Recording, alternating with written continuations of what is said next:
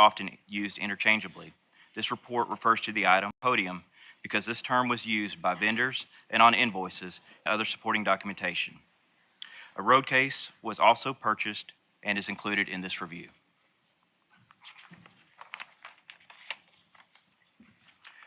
The objectives of this review were to establish events surrounding the procurement of, delivery of, and reimbursement for the podium, as well as a road case. Determine the entity with ownership of the podium and road case.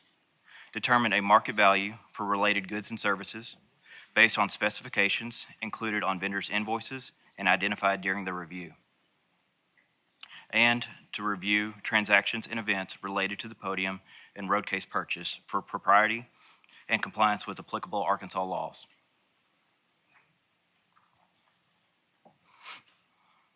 On January 17, 2023, the Governor's Office requested additional appropriation of over $447,000 for fiscal year 2023 for the purchase of necessary computer equipment and maintenance services.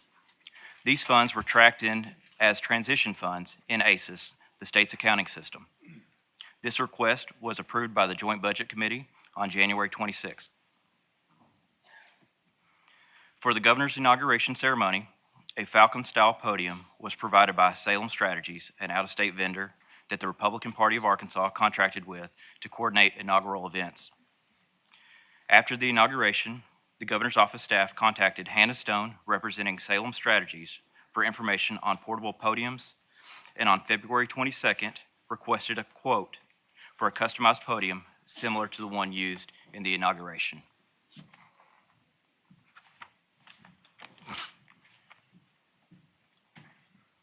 In early March, Ms. Stone provided a computer draft of a Falcon-style podium and estimated the cost to be between $10,000 and $15,000, depending on any upgrades or customizations selected, with a turnaround time of 30 to 60 days between order and delivery. During interviews with Legislative Audit, Governor's Office staff could not recall any other quotes being obtained. However, our review revealed that on March 24th, a Governor's Office staff member contacted an Arkansas-based audio and visual equipment dealer and received quotes for various styles of portable podiums, lighting systems, and sound systems. On April 12th, Governor's Office staff communicated to Ms. Stone that the purchase of the custom podium had been approved. At this time, Virginia Beckett was added to the conversations about moving forward with the podium purchase. Later, Ms. Beckett would be involved in the purchase as a representative of Beckett Events, an out-of-state vendor. Ms. Stone and Ms. Beckett had email accounts associated with both Salem Strategies and Beckett Events. Therefore, it appears they work for both companies.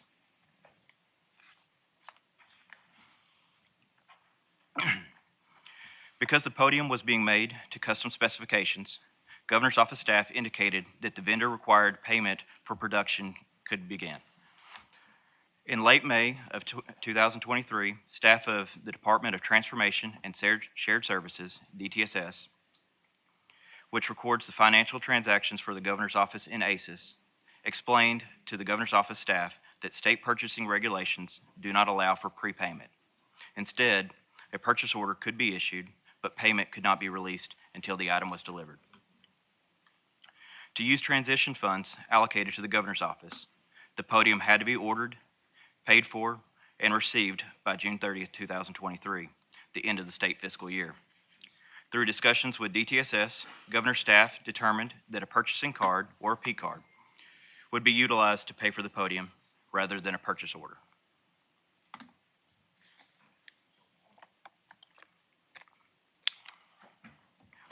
To conduct this review, Legislative Audit staff reviewed certain sections of Arkansas Code and Arkansas Attorney General opinions related to procurement law, disposal of state property, recording of transactions in ACES, creation and retention of purchasing documentation, use of P cards, expenditure of public funds, and certain provisions of the Freedom of Information Act. Additionally, Legislative Audit maintains that the Governor's Office is an agency for the purposes of the General Accounting and Budgetary Procedures Law, as discussed on pages 2 and 3 of this report.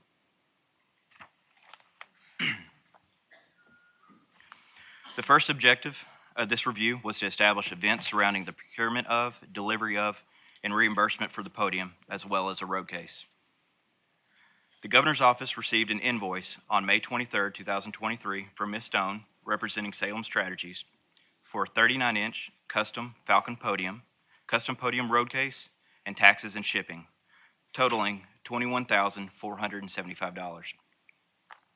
This invoice is provided in Appendix G of the report. Shortly thereafter, Governor's Office staff contacted Ms. Stone due to the increased cost from the original estimate of $10,000 to $15,000. Ms. Stone sent a second invoice dated May 30th that shows a preferred customer discount of $3,000, making the total now $18,475. This invoice is provided in Appendix H.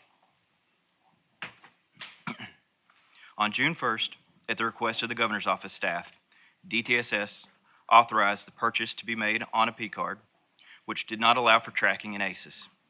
The following day, DTSS also authorized an increase in the credit limit of the P card from $5,000 to $25,000 to allow for the purchase.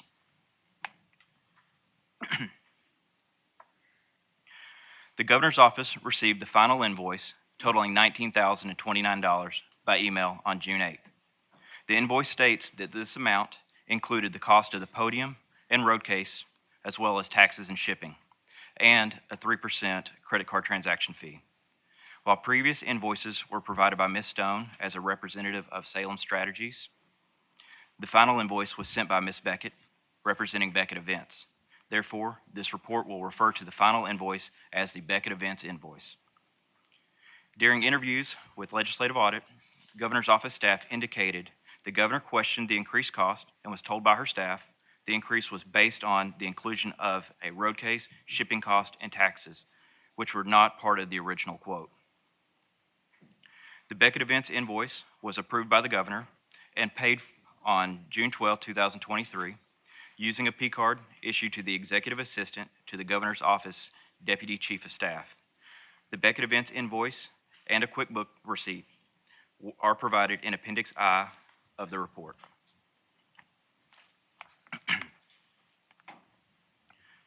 The financial transaction for the purchase of the podium and road case was recorded in ACES by DTSS staff on June 28th, with the transaction date of June 15th. The P-card balance was paid electronically on June 29th using part of the transition funds requested by the Governor's Office and appropriated by the General Assembly for fiscal year 2023. Legislative Audit staff reviewed selected Governor's Office expenditures during the primary review period for any additional purchases of podiums or road cases and identified no additional related expenditures. A business expense justification statement, which should have been completed by the Governor's Office staff on the day of the purchase, was completed after the podium delivery. This form, which is provided in Appendix J, states that the expense was incurred for equipment to assist in communication for state employees as they conduct state business. In late July, Ms. Beckett informed Governor's Office staff via email that the podium was completed and requested a shipping instruction form for the manufacturer, later identified as Miller's Presentation Furniture. On August 2nd, Governor's Office staff completed and returned the shipping instruction form and requested assistance from the Secretary of State's office regarding the delivery. On August 9th, the podium was delivered in a wooden palletized crate, and final delivery was made to the Governor's Office suite by the staff of the Secretary of State's office.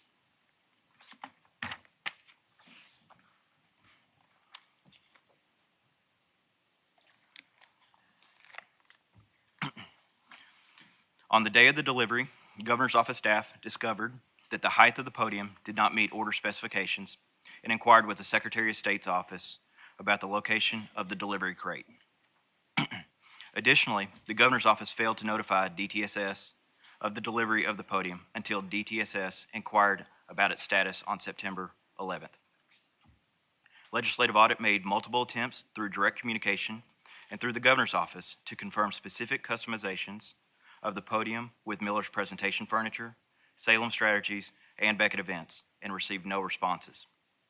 Timelines regarding these communications with these vendors, as well as questions submitted by legislative audit to each vendor, are provided in appendices B, C, and D, respectively. Additionally, the governor's office was unable to provide formal purchasing documents or a detailed invoice indicating the podium customizations requested at the time of order. The bill of lading, which contains details of the podium shipment, is provided in Appendix K, was attached to the delivery crate, and was shredded by a member of the governor's office staff. During interviews with the governor's office staff, it was stated that the shredding of this bill of lading was inadvertent.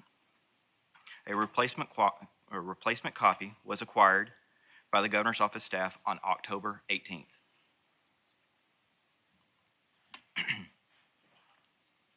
According to RPA representatives and governor's office staff, the reimbursement to the state for the podium and road case was initiated by a phone call to the RPA from the governor's office staff on September 14th, 2023.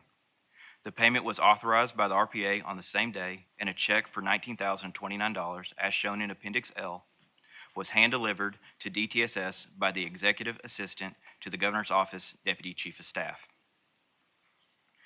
Legislative audit was informed during interviews that the Executive Assistant was asked by the Deputy Chief of Staff to write "to be reimbursed" on the Beckett Events invoice and QuickBooks receipt, as shown in Appendix M. These documents were then attached to the Treasury receipt documentation in ACES when the check was deposited to the State Treasury on September 15th. Prior to a FOIA request made on September 11th related to the podium purchase, there was no indication the governor's office was seeking reimbursement for the cost of the podium and road case. It should also be noted that during the review of documents, legislative audit discovered 3 versions of the Beckett Events invoice. 2 of the 3 versions included the notation "to be reimbursed LH," while 1 did not. This matter will be discussed later in the presentation. The second objective was to determine the entity with ownership of the podium and road case. When the RPA reimbursed the state for the podium and related cost on September 14th, the podium did not exist as a state asset in ACES. According to interviews conducted by legislative audit, staff of DTSS and DFA concluded that an asset would need to be created in ACES and subsequently removed from the governor's office asset listing to account for the reimbursement from the RPA. On September 25th, DTSS created the asset in ACES with a $0 value and a capitalization date of June 8th, the date of the Beckett Events invoice. On September 27th, a governor's office employee ran an asset report in ACES, and at that time, the podium was still included on the governor's office asset listing. On October 3rd, DTSS, with the assistance from DFA, removed the asset using a date of September 14, 2023, the date of the payment from the RPA.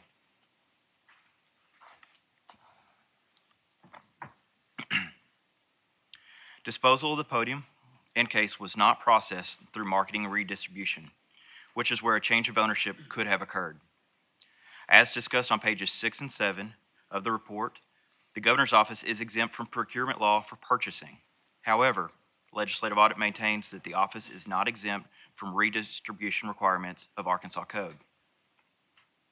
It should be noted that the governor's office utilized M&R in August of 23 to dispose of other surplus state property. The podium and road case were initially paid for with funds appropriated by the General Assembly to the governor's office. The governor's office did not follow Arkansas Code requirements for disposal of state property, but instead sought full payment directly from the RPA. Therefore, legislative audit maintains that the podium and the road case remain state property. On October 13th, 2023, the day this committee approved the request for this review, legislative audit staff cited and measured the podium in the governor's office suite of the Capitol. A photograph of the podium and measurements taken by legislative audit are provided on the slide and in Exhibit 1 on page 5 of the report. According to governor's office staff, the podium was manufactured with customizations related to the governor's elbow resting height and included a light but did not include a microphone or any electronic components. However, Legislative Audit was unable to confirm whether the podium contained all custom features requested due to lack of documentation. As previously mentioned, none of the three vendors responded to our attempted communication. According to the RPA representative, the road case, which was shipped separately from the podium, was delivered in early October to the RPA headquarters in Little Rock. Legislative Audit requested shipping documentation from the road case from both the governor's office and the RPA, but neither was able to provide any documentation of an exact delivery date. Our follow-up communication attempts with an RPA representative were unanswered. Legislative Audit staff cited, photographed, and measured the road case at the RPA headquarters on October 13th, as shown on this slide and in Exhibit 2 on page 6.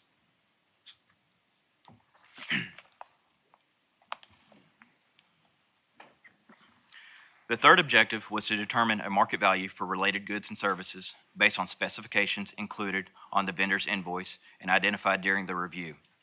To determine the fair market value of the podium, road case, and other services purchased from Beckett Events, Legislative Audit relied on two documents. First was the Beckett Events invoice breakdown, which was provided to the governor's office by Beckett Events on October 9th, 2023. As shown in Appendix N on this slide, the breakdown document lists itemized costs for the podium, road case, podium shipping and delivery, road case delivery, and a credit card processing fee. The breakdown document also includes a consulting fee not previously disclosed on the Beckett Events invoice. The other document on which Legislative Audit relied on was the bill of lading. Legislative Audit was unable to determine the reasonableness of the cost of the podium due to custom specifications and could not determine the reasonableness of the consulting fee.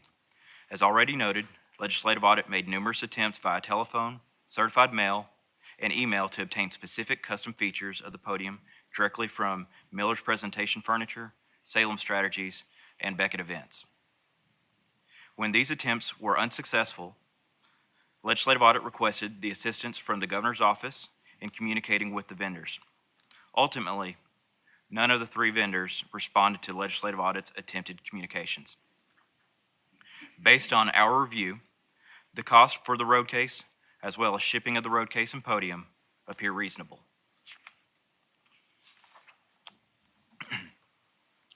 The fourth objective was to review transactions and events related to the podium and road case purchase for propriety and compliance with applicable Arkansas laws. First, Legislative Audit examined compliance with certain provisions of FOIA. Legislative Audit's understanding of the procedures used by the governor's office and DTSS is based on interviews with staff from these two offices. Financial transactions for the governor's office are recorded in ACES by DTSS employees, and supporting documentation is to be provided by the governor's office and retained by DTSS. When DTSS receives a FOIA request related to financial transactions of the governor's office, the requested information is compiled and reviewed by DTSS, and the protected information is redacted. Once further review by the governor's office is complete, the information is returned to DTSS and provided to the FOIA requester. It should be noted that unpublished memoranda, working papers, and correspondence of the governor are not open to the public under Arkansas law.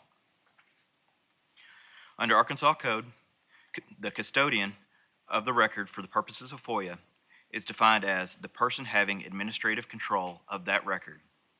Custodian does not mean a person who holds public records solely for the purposes of storage, safekeeping, or data processing for others. Based on interviews with the staff of DTSS and the governor's office, DTSS was considered the custodian of the record for the financial transactions of the governor's office by both the governor's office staff and DTSS staff, and both were directly involved in responding to FOIA requests for documents. Clarification may be necessary from the General Assembly in determining the custodian of record for the governor's office.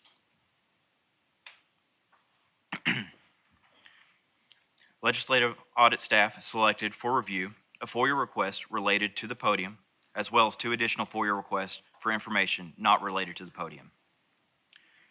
The first request reviewed was made on September 11th, 2023, and is related to the podium purchase as well as other selected expenditures.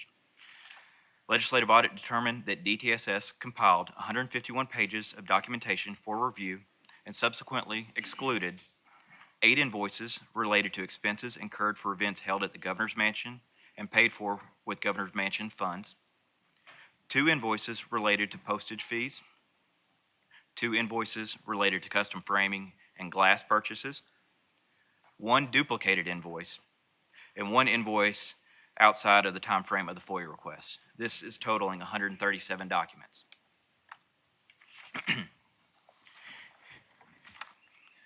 DTSS provided to the requester a total of 140 pages of documents on September 15th, which included 137 documents originally compiled by DTSS, as referred to in the previous slide, 2 documents related to the travel expenses of the Governor's office staff, and 1 invoice from Beckett Events with the notation, "To be reimbursed, LH." This is referred to as version B of the Beckett Events invoice in the report. Our review of the documents compiled compared to the documents provided to the requester revealed that DTSS excluded invoices related to postage, custom framing, and glass, all paid with the Governor's Office P-card, and potential noncompliance with Arkansas Code. During this review, legislative audit staff identified 3 different versions of the same Beckett Events invoice for the podium and road case, as described on page 11 of the report. On September 14th, the executive assistant to the Governor's Office Deputy Chief of Staff delivered the check from the RPA to the DTSS office and asked for a printed copy from ACES of the documentation related to the podium and road case purchase. The invoice and the QuickBooks receipts were then printed, and the executive assistant then made the notation, "To be reimbursed, LH," on both documents. This version of the Beckett Events invoice referred to in the report as version A, and the QuickBooks receipt were attached to the Treasury deposit of the RPA payment to the state.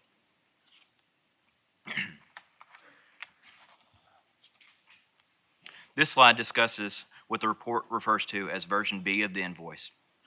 On the morning of September 15th, the Governor's Office requested from DTSS an emailed copy of the Beckett Events invoice with the added handwritten notation.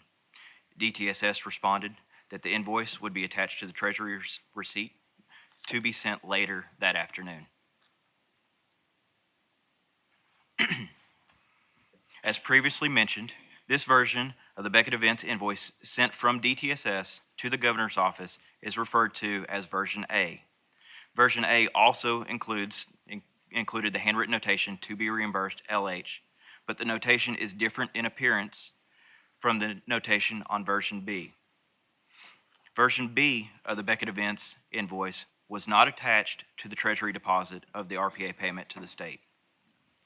Version A and B of the Beckett Events are shown above on this slide and are also available in Appendix O on pages 01 and 02 of the report.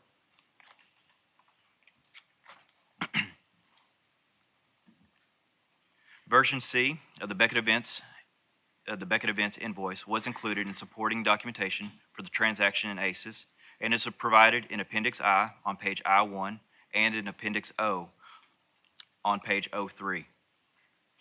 This version appears to be a copy of version A, the original invoice sent by Beckett Events to the Governor's Office staff on June 8th.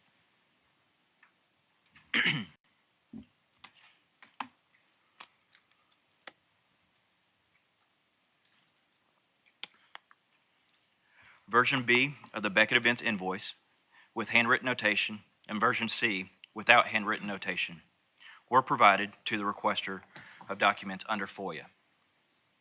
Version A and the QuickBook receipt, both containing the handwritten notation attached to the Treasury receipt, were not provided to the requester of documents under FOIA. During interviews with staff of DTSS and Governor's Office, legislative audit established that the executive assistant to the Governor's Office Deputy Chief of Staff made the handwritten notation to the public record after it was entered into ACES on June 28, 2023. Legislative audit maintains that this handwritten notation, which altered the public record, potentially conflicts with Arkansas Code.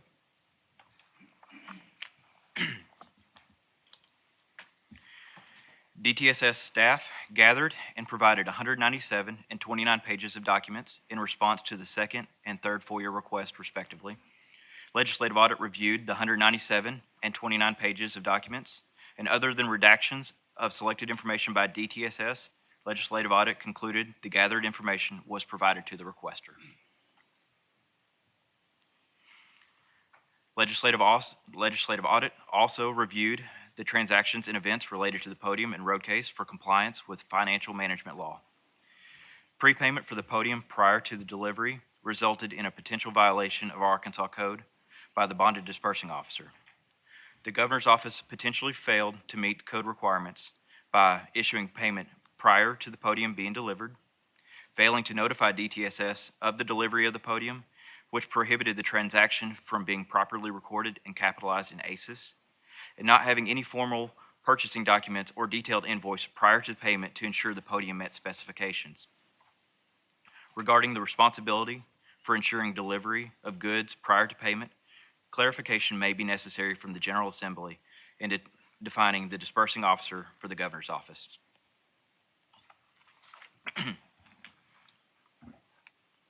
Next, legislative audit reviewed the use of appropriated funds. As previously discussed, the governor's office requested and received additional appropriation of over $447,000 for use during fiscal year 23. The increased appropriation was allocated among operating expenses, professional fees, and capital outlay, as shown on the slide, and the podium purchase was applied to operating expenses. Arkansas Code defines operating expenses as including but not limited to equipment not capitalized, and legislative audit maintains that the code does not allow for purchases of equipment subject to capitalization. As previously established, legislative audit maintains that the governor's office is a state agency for the purposes of the General Accounting and Budgetary Procedures Law.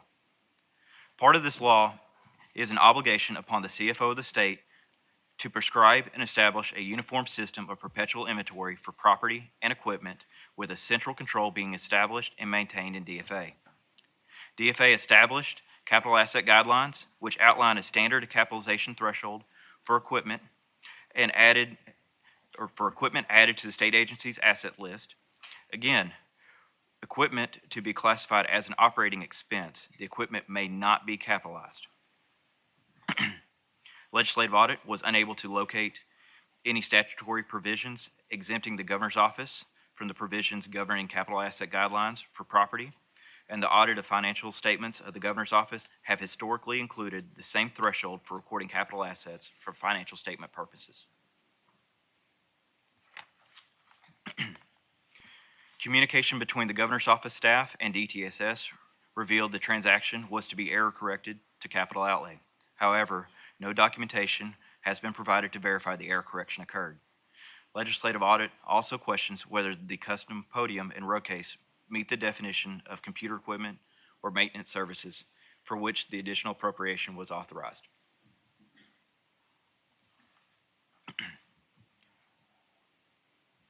Legislative audit also reviewed Arkansas Code requirements for disposal of state property. As previously mentioned, legislative audit maintains the podium and road case are state property and should have been disposed of pursuant to Arkansas Code. The governor's office did not request an exemption from the state procurement director for disposal of state property or request credit for state property from DFA in potential noncompliance with code. Instead, the governor's office directly sought full payment for the podium and case from the RPA. Lastly, legislative audit reviewed Arkansas Code requirements for documentation, retention, and Arkansas Code mandates retention of original evidences of indebtedness in the business office of the state agency. The governor's office potentially violated Arkansas Code requirements when the governor's office staff shredded the bill of lading.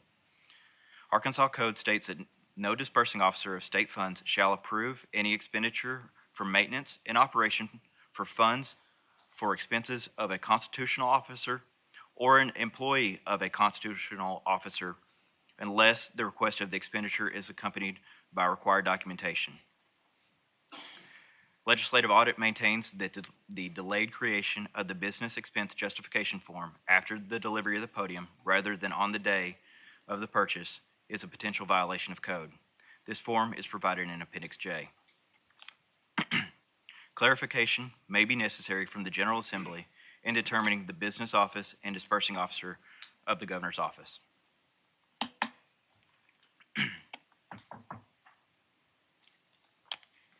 As provided on pages 16 and 17 of the report, Legislative Audit makes the following recommendations. We recommend that DTSS and its staff comply with FOIA regarding the provisions of public information to requesters. We recommend the Governor's office establish adequate internal controls to ensure that payment for purchases is not issued prior to delivery and that all purchases are properly accounted for in ACEs.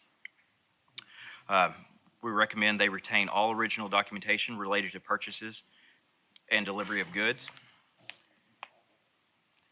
Ensure timely completion of required forms related to expenditures. Dispose of state property using methods prescribed by Arkansas Code. Ensure the public record is not altered. And comply with FOIA regarding provisions of public information to requesters.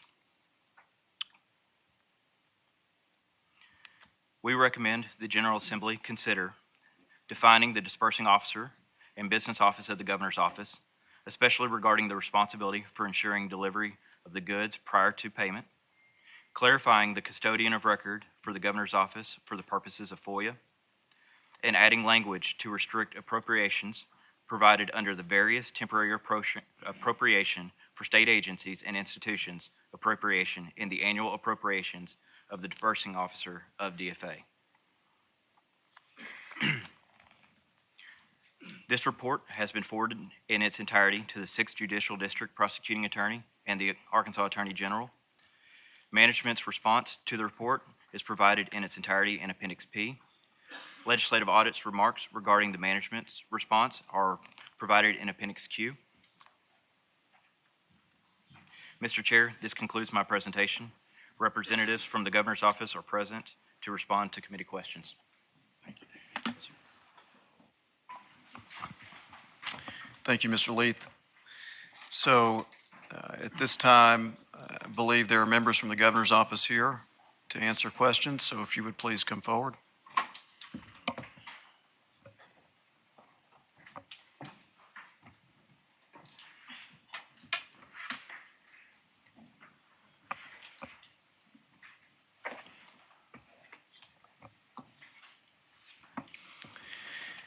If you would, each identify yourselves for the record, please. Good afternoon, Courtney Kennedy, Chief Legal Counsel for the Governor. Good afternoon, Judd Deere, Deputy Chief of Staff to the Governor. All right, Ms. Kennedy, Mr. Deere, we appreciate you being here today. As is the custom in this committee, we swear witnesses in. So if each of you would stand and raise your right hand. Repeat after me. Do you solemnly swear or affirm that the testimony you're about to give will be the truth, the whole truth, and nothing but the truth? You didn't have to repeat after me. Thank you very much. You can take your seat. This isn't marriage vows.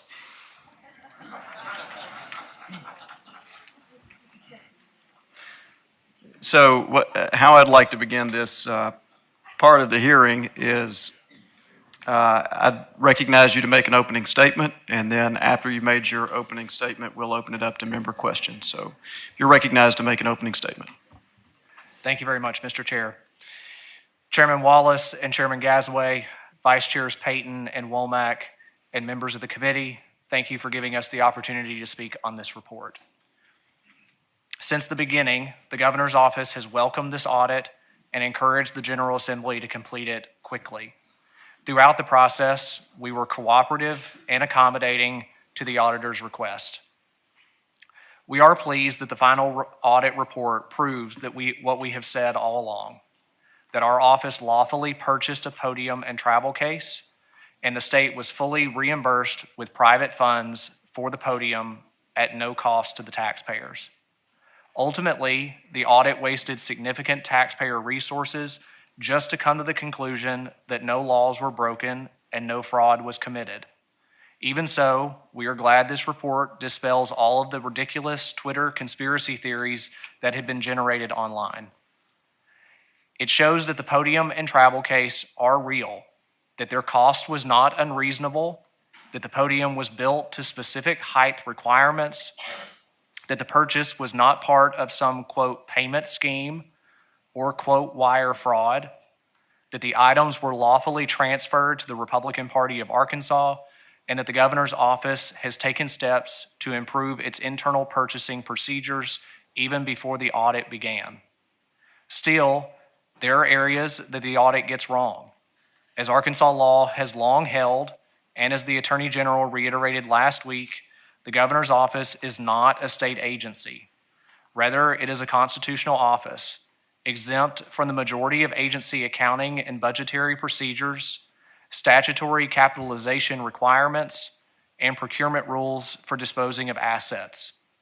The auditor's misapplication of Arkansas law on this subject underpins most of their allegations against our office. Additionally, the governor's office was lawfully allowed to use state funds appropriated by this body to purchase these items. A copy of the bill of lading was provided to the auditors, and prior to the audit, the governor's office had already improved its internal procedures, including completing all business expense justification statements. Finally, we would like to emphasize that a handwritten note on an invoice, absent a false alteration, is not a violation of Arkansas law. Our office's response to the audit contains expanded justifications for all of our statements, which we would be happy to describe in more detail. We welcome this opportunity to continue our office's record of transparency on this topic and look forward to today's hearing on the issue. Thank you. Thank you, Mr. Deere. Ms. Kennedy, do you have any remarks? No, sir. Okay, thank you very much. This time we'll open it to member questions. It looks like first in the queue I have Senator Petty. Senator Petty, you're recognized. Thank you, Mr. Chair. And I don't know if it's appropriate, but I had questions for legislative audit, or I meant to pull it down and ask somebody, but I didn't. I apologize. Is it appropriate to ask those questions at this point, or should I go back in the queue for later? No, it's appropriate to ask those questions at this time. So you're recognized to ask questions to staff if you have them. Okay. Thank you, Mr. Chair. And I asked for just a little bit of latitude. As some of you may or may not know, I am a CPA, although I've not done an audit in over 30 years. I keep my license current, which includes 40 hours of continuing education each year. And so I felt like from my background as a freshman, I might actually have an area where I have some subject matter knowledge that could be helpful to the group. And so first of all, I want to say thank you to the legislative audit staff and to the governor's staff for cooperating in this matter. And first I want to call out the significance of the integrity and the independence of legislative audit. To me, as a CPA, it may require, and some of you may not realize this, it may require a different threshold due to professional standards that are not within our control as a legislature or even legislative staff's control because of these professional standards, and quite frankly, not within our control as legislative body, and that's outside of legislative audit's control. I'm not saying that is in the situation in every case, but that is a potential due to the professional standards. But I do think it's important that independence and integrity of legislative audit, and quite frankly, it's important to all of us in state government. And so I understand that as a CPA probably better than anyone in here, having done a few audits in my time and served on a few of the audit committees up to this point in my short career down here. So with that, I wanted to preface that and say that please governor's staff or legislative audit. Don't read anything into my questions. I'm just reading these questions that I had in reviewing this report. They're not to be a personal attack, intended to be a personal attack, and certainly not meant to criticize anybody on either side. And as such, I have a few questions, so I'll go there. But one that I think probably has been asked in the media or may be asked in the media, that I think I'm just going to go ahead and knock it out because of the integrity and the independence of staff. Have you ever felt that there was any bias towards the governor's staff by anybody in legislative audit, top to bottom, any bias towards the governor's staff or towards legislative audit within, or the legislature within the legislative audit? Just in any regard, felt any bias towards the governor or governor's staff or legislatures? So Senator Petty, I appreciate that. Are you asking that question of the chair, or are you asking that question of staff? Of staff. Okay. Since they were conducting the audit, I want to make sure that they didn't feel like, legislative audit had a bias towards or against the governor or towards or against the legislative body. No, sir. We had no bias against the governor, the governor's staff, the legislature, anyone. We have been doing this since 1953, and we've tried to be independent and unbiased, nonpartisan in everything that we do. We're just out to get the facts. And I appreciate that and respect that, and wanted to ask that in light of some things that have happened at the federal level. I figured somebody would have that question. I wanted to ask that. And so with that out of the way, do you feel like there was any independence violated by anybody on the legislative staff or anybody by the audit in terms of trying to influence your outcome on your report? Not talking about disagreements as to law applicability, but just undue coercion. I think, again, of the legislative audit. Sorry. I'm not for sure I understand your question. You're talking about anyone on staff trying to influence? No, did staff experience any of that in this process? As far as, could you repeat your question? Okay, all right. Do you feel like any undue influence that would have impaired independence was presented to legislative audit staff? Our report is unbiased, and I feel like that we have presented a good report, sir. Thank you. And again, I expected that. Would have been shocked if it was anything other than that. So thank you. And I hated to even ask that, but I thought we would get that out of the way so nobody else had to wonder or read in between the lines. So on the objectives, who established those objectives? Just real brief, was that you or the legislator or legislative audit that requested that? Based upon the request that was presented at the meeting and approved by the legislative audit staff, basically, as you are aware, we brainstorm. So we have a project to do. We sit down and we determine how do we approach this. What are the important issues that need to be addressed? Right. Okay. And again, thank you, Mr. Chair.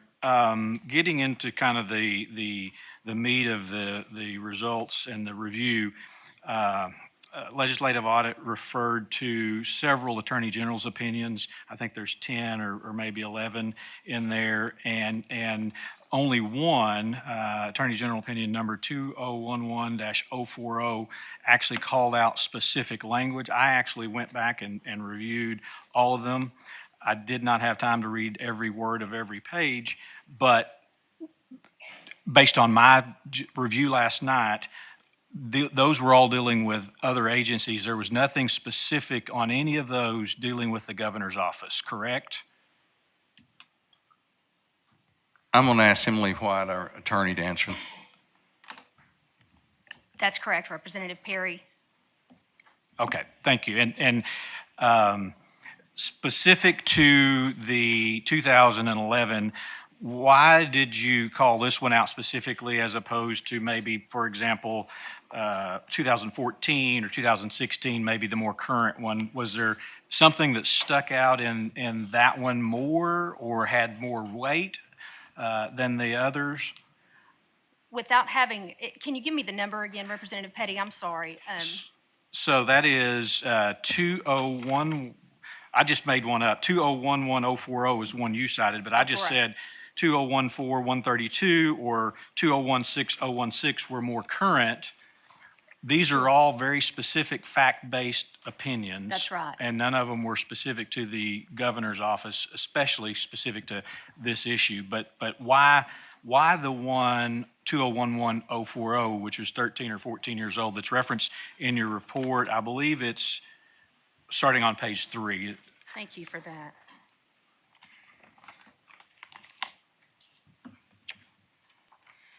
Overall, Representative Petty, when we were evaluating these specific Attorney General opinions, as you so clearly were able to put, none of them specifically related to the governor's office.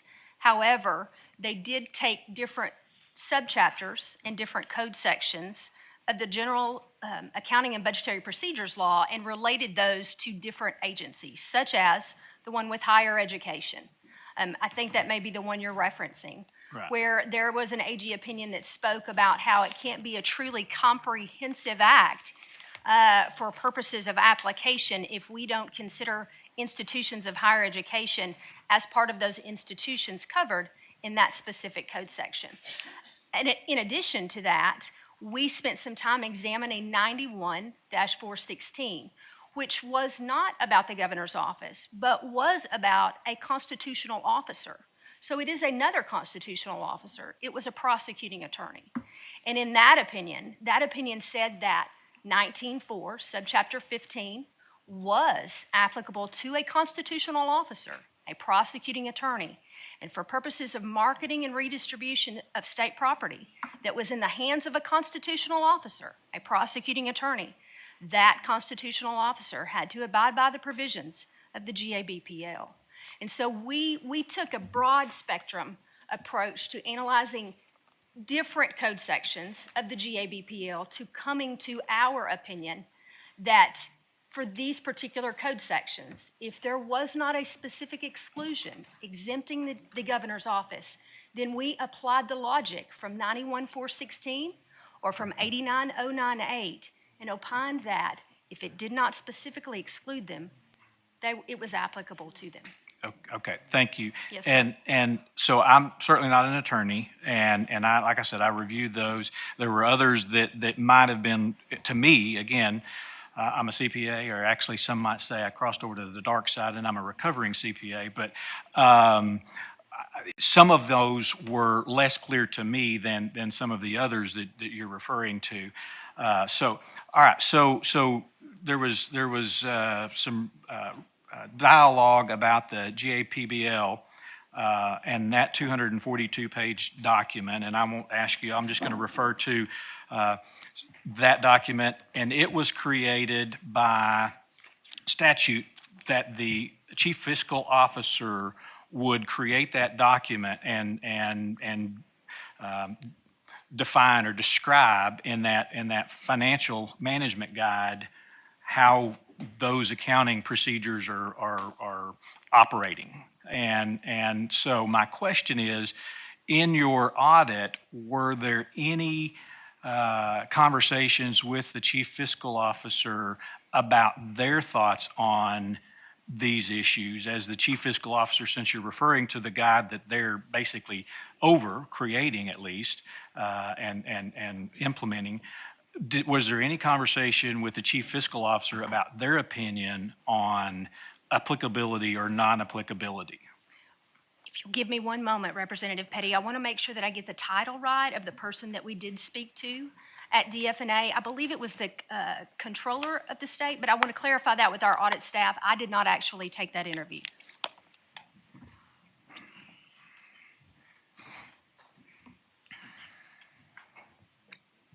In response to that question, Representative Petty, it was the Deputy Director and Controller of Arkansas Department of Finance and Administration, Mr. Andy Babbitt. Okay, and was that referenced in the report and I just overlooked it? Yes, sir, it was. And I apologize, I can't recall the exact page, but we did reference that conversation or that interview. And then directly below it, we referenced a conversation with the Director of Office of State Procurement also. Okay, and I probably was looking for Chief Fiscal Officer and overlooked that. So thank you. So in looking at that document last night and looking at that, it's specific to certain areas. In beginning in, at least in by this time it was late last night, page 119 is lists departments or agencies. And it's the first time I start seeing what is an agency in general. And it does not list on page 119, it does not list the governor's office in this general listing of agencies and departments and commissions.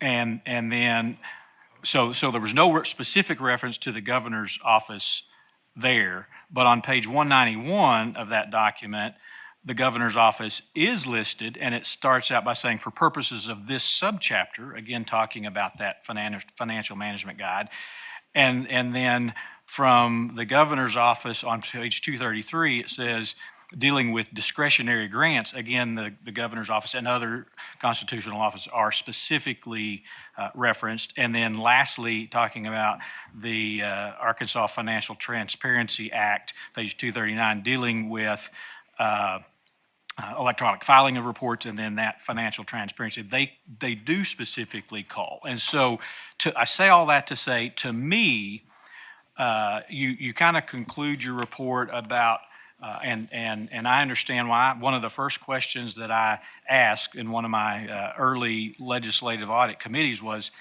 from my days, and again, that was a long time ago, is there not a such thing as materiality? And the answer from the legislative auditor was, no, that's not for our judgment. We have to turn it over, or we choose to turn it over to the prosecuting attorney as a matter of violation, for them to determine if it's a matter of violation. And so I understand that, but in all of those others, you specifically say potential violation, potential violation, potential violation. But specific to the agency, it seems that there is a more concrete, absolute, this is an agency, and at least in a layman's first review of the documents that I have, it at least questioned, it appears that there's at least a question of whether or not it is an agency or not, the governor's office is an agency or not. So can you comment on why the potential, in most of the language, until you get to that and it's absolute concrete without a doubt, and at least in my reviewing, albeit late at night, it appeared that there's some question maybe left for the Attorney General or some other higher authority. Representative Petty, would you point me in the report to that concrete section that you spoke of? Yes, ma'am.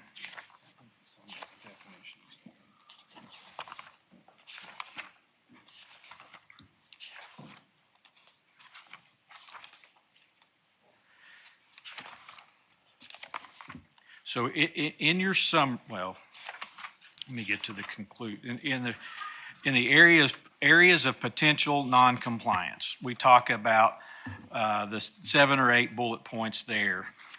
But in the report, it is clear on several pages that you've reached the conclusion that that law does apply, not potentially apply, but does apply. And again, Representative Petty, there are many different code sections, many different avenues of law in the General Accounting and Budgetary Procedures Law. That act, when it was created in 1973, that was an expansive and comprehensive act that took up in excess of 200 pages. Our Arkansas Supreme Court has only opined on one provision of that act, and they did it 1 year after that act was passed. It's not an act that's been litigated. It's been heavily left up to administrative interpretation of those different subsections of that act. And so in our opinion, we were very concrete based on the gamut of the Attorney General opinions that we had reviewed, going back to 79, that for purposes of some of the subchapters in the GABPL, that the governor's office, as a constitutional officer, would be subject to certain code sections, just like the prosecuting attorneys were in Opinion 91-416, just like the institutions of higher education were in 11-040. And so we made that decision, and it did seem to be a little more concrete on the definition of state agency. But the definition of state agency, if you read Attorney General Opinion 89098, there is no general definition for state agency to encompass the entirety of the GABPL. That Attorney General opinion says that the definition of state agency is left to the individual subchapters.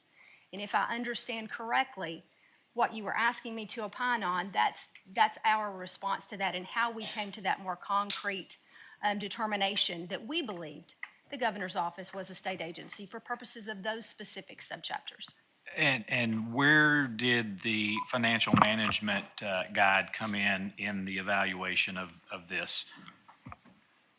Because, again, in that document, it's very specific, talking about the administratively administering these laws. It talks specifically about agency or not, government office. Governor's office. So. May I, Chair? Yes, give one moment. Senator Petty, I just want to say that I've allowed you some latitude here. If we take this approach with every witness from this point forward, we're going to be here until midnight.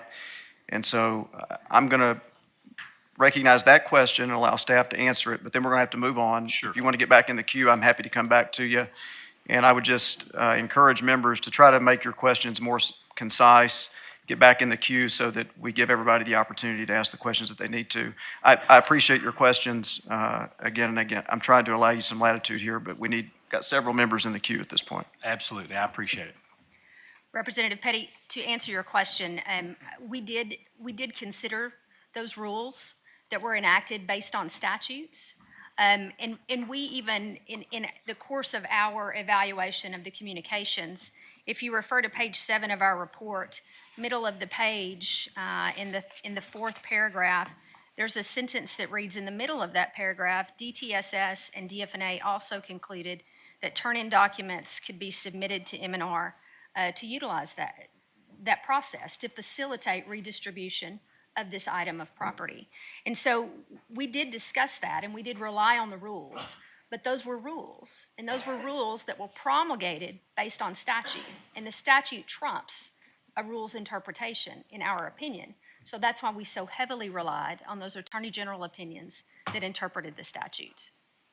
All right, thank you, and I'll get back in the queue. Okay, thank you, Senator Petty. And let me just say, we've already delved off into the finer points of law related to the interpretation of whether or not the governor's office is a state agency. I see Mr. Owsley here from the Attorney General's office. I think if we're going to have this debate and there are going to be continued questions about the Attorney General's opinions and references to the Attorney General's opinions, it would be helpful if Mr. Owsley would join the witnesses at the table. So at this time, Mr. Owsley, I'd invite you to join those witnesses at the table.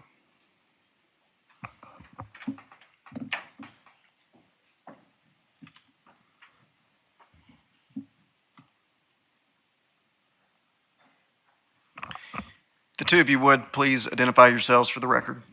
Thank you, Mr. Chair, Mr. Co-Chair, members of the committee, Ryan Owsley, Deputy Attorney General. Thank you, Mr. Chairman and members of the committee. I'm Noah Watson, Deputy Attorney General of Opinions. Appreciate you both being here. Once again, if you're down at the end of that table, we're going to do as we customarily do, which is swear you in. So if each of you would stand and raise your right hands to be sworn. Do each of you solemnly swear or affirm that the testimony you're about to give in this matter will be the truth, the whole truth, and nothing but the truth? All right, thank you. All right, Senator Hammer, you're recognized. Thank you, Mr. Chair. My first question is to staff, if you would, please. In the report, I think the statement was made, or verbally, it was stated that certain individuals refused to respond to legislative audit. Could we have those identified? I think, were they the vendors, or could you qualify that? That's correct, Senator Hammer. They were the three vendors. That was Miller's Millwork or Miller's Presentation Furniture, Hannah Stone with Salem Strategies, and Virginia Beckett with Beckett Events. None of the three responded. Okay. They didn't just say we don't want to participate. They just absolutely didn't respond, correct? That's correct. All right, thank you. And then I'd like to address some questions to the governor's office. Preface it by saying I'm very proud of legislative audit, having been down here as long as I've been as House Chair, but I'm also very proud of our governor and the job that she's doing. I think there's some questions that need to be presented in order to have an opportunity to respond. First of all, why on the report it says that the governor declined to offer to speak with or provide a statement to ALA? Would you address why it was that the governor's office refused to declined to speak? Yes, sir. The governor was giving the opportunity to provide a statement to legislative audit. The governor has given multiple public statements about the podium and the purchase at this point and did not feel there was a need to give any further statements. All right, thank you. And then the second question is, and it may have been spoken to in other formats, but this legislative audit, the cost difference of the podium, of which it's referenced that the governor even questioned from the original price that was given to what it actually ended up costing. What was the rationale behind going with the higher cost podium versus what would have been a lower option? We requested quotations for a customized podium based on the one used at inauguration, which was a Falcon podium. The original quotes were between $10,000 to $15,000. Once we got the first invoice in, it was over that. That's the point the governor questioned why it was over the $10,000 to $15,000. And at that point, the vendor lowered the price by $3,000 with the next invoice. Okay. Then the next one is on the report on page 2, down about paragraph 4, it mentions that the governor's staff indicated that vendor required payment before production could begin. On May 31st, Department of Transportation and Shared Services staff explained to the governor's office staff that the state purchasing requirements do not meet prepayment instead. So my question is, who initiated the conversation between the governor's office and the Department of Transformation and Shared Services? Was it them or was it y'all? I believe our office manager reached out indicating that we wanted to make this purchase and asking for their advice on how to do it. Why would you ask for their advice if you felt that you were not a state agency, that you were a constitutional office? Why would you reach out to them? TSS is the governor's office business office, so they handle all the financial transactions for the governor's office. Did they ever raise the question with you that this may become an issue that's before us today? Or was there any conversations about, the difference maybe of opinions between state agency versus constitutional office? No, there was some question about P-card usage, and they were able to work through how that was used, but it was never in light of, I don't think anyone could have anticipated being here today. No. It has raised an issue that'll have to be addressed, so for that, it'll be a good discussion for that. But there was never any conversation between you and them as far as were you advised that you were a state agency or a constitutional office by them and you could procure under different expectations than state agencies? There was no conversation to my knowledge regarding the distinctions between agency and constitutional officer with our office manager. Okay, and I've got a question for Attorney General, and then I'll yield, Mr. Chairman. Thank you. The Attorney General has rendered an opinion on this matter. I presume, just for the record, it was initiated by the governor's request that the AG opinion be offered or rendered? Senator, that's correct. Okay. And so if this goes into litigation, just help me as a non-lawyer, help me understand how it would be that the Attorney General could, as a constitutional officer, in this case himself, be able to go in and to argue without having a degree of bias being a constitutional officer. And I would presume that he would take the same position that the governor is taking when it comes to procurement. Is that fair? Could you respond to that? Thank you for the question. So the conclusions that we have in the Attorney General opinion go to whether the governor's office is an agency in general for purposes of the General Accounting Budgetary Procedures Law for all the subchapters. Our conclusion to that was no, in some chapters they are, and some subchapters they're not. And that conclusion is consistent with at least 3 prior Attorneys General opinions. So we view that as giving this basically the received report. Those Attorney General opinions are cited in the opinion that we published. None of those opinions are referenced in the leg audit report. And when you say there's, in some cases this, in some cases that, is that in reference to how the procurement procedures are applied based on whether it's an interpretation constitutional officer is a state agency? I mean, it would seem like there would be a consistency in it throughout the time that we've been, using this practice. So just help me understand that statement. Thank you, Mr. Chairman. I'll yield.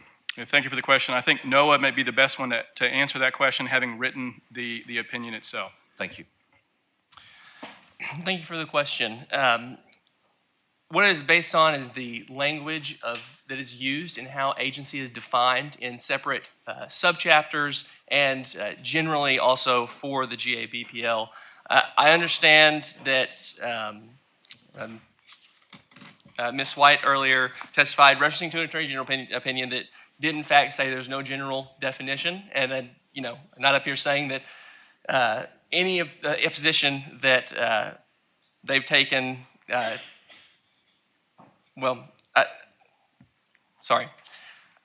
think that the language of the statute is very clear, that there is a definition for agencies, and that is at ACA section 19.4.102, and there it says, for this chapter, unless otherwise necessary, agency means agencies, boards, commissions, departments, and institutions.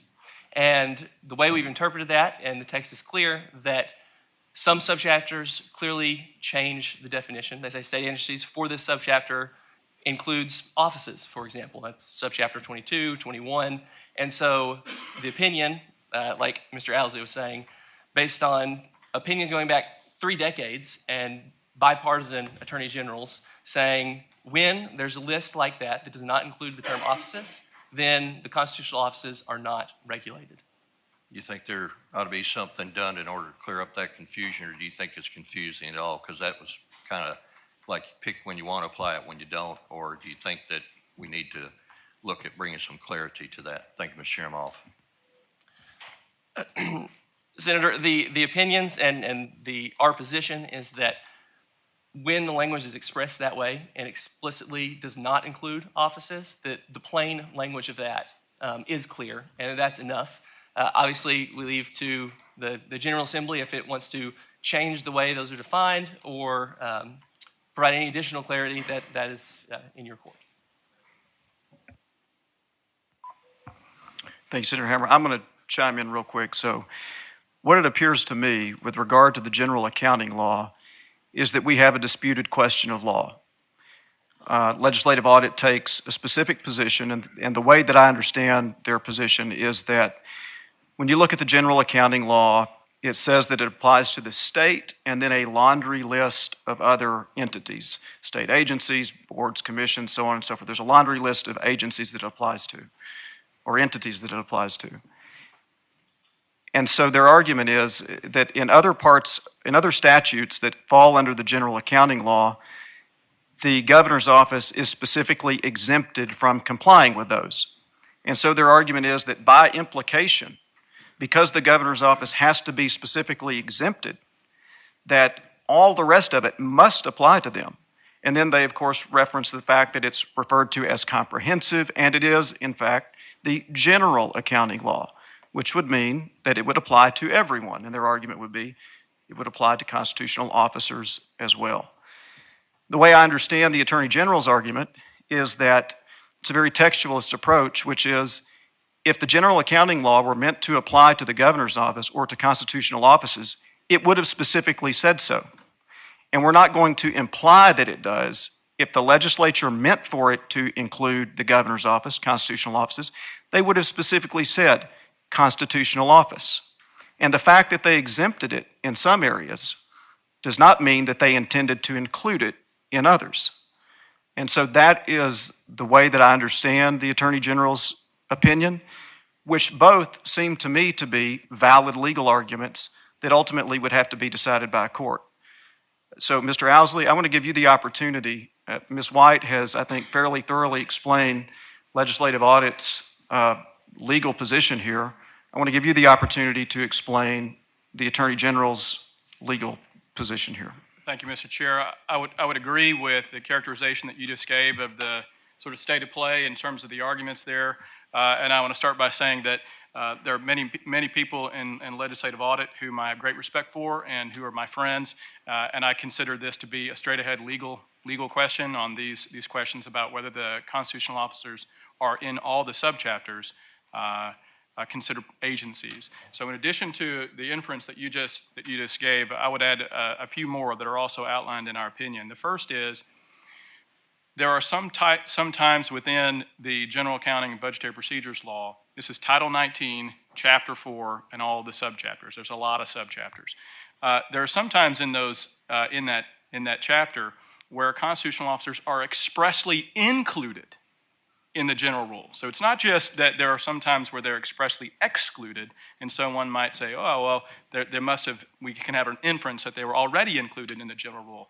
It's sometimes more than that. It's sometimes that the general rule expressly includes offices or officers or constitutional officers. Well, if by virtue of a very early provision in the General Accounting Budgetary Procedures Law, constitutional officers were just by default already included in the general rule, there'd be no reason why they should be added later to those other subsections. So what we have basically is some provisions of the law that expressly exclude constitutional officers, and so one might say, oh, that raises an inference, maybe they were already included. But we also have some provisions of the General Accounting Budgetary Procedures Law where they're expressly included in the general rule, which then raises the idea, well, I guess they weren't included already. And so we have these two different sort of arguments. How do we weigh that out? Well, the way that we have weighed it out in the opinion that we just published, the way that the previous Attorney General weighed it out, and the way that 3 Attorneys Generals ago weighed it out, and these are all cited in our opinions, is that to make, for example, the governor's office subject to the chief fiscal officer's determinations about how to dispose of property could raise some separation of powers concerns. So that tips in favor of the sort of received view. So there are several lines of argument that are outlined in our opinion, not just the inferences there. And I would say to the point earlier, and in reference to the 1991 AG opinion, we found that's one that we found, and we talk about that in the opinion that we just published. And there's no reasoning provided for that conclusion. It's just the conclusion is just stated.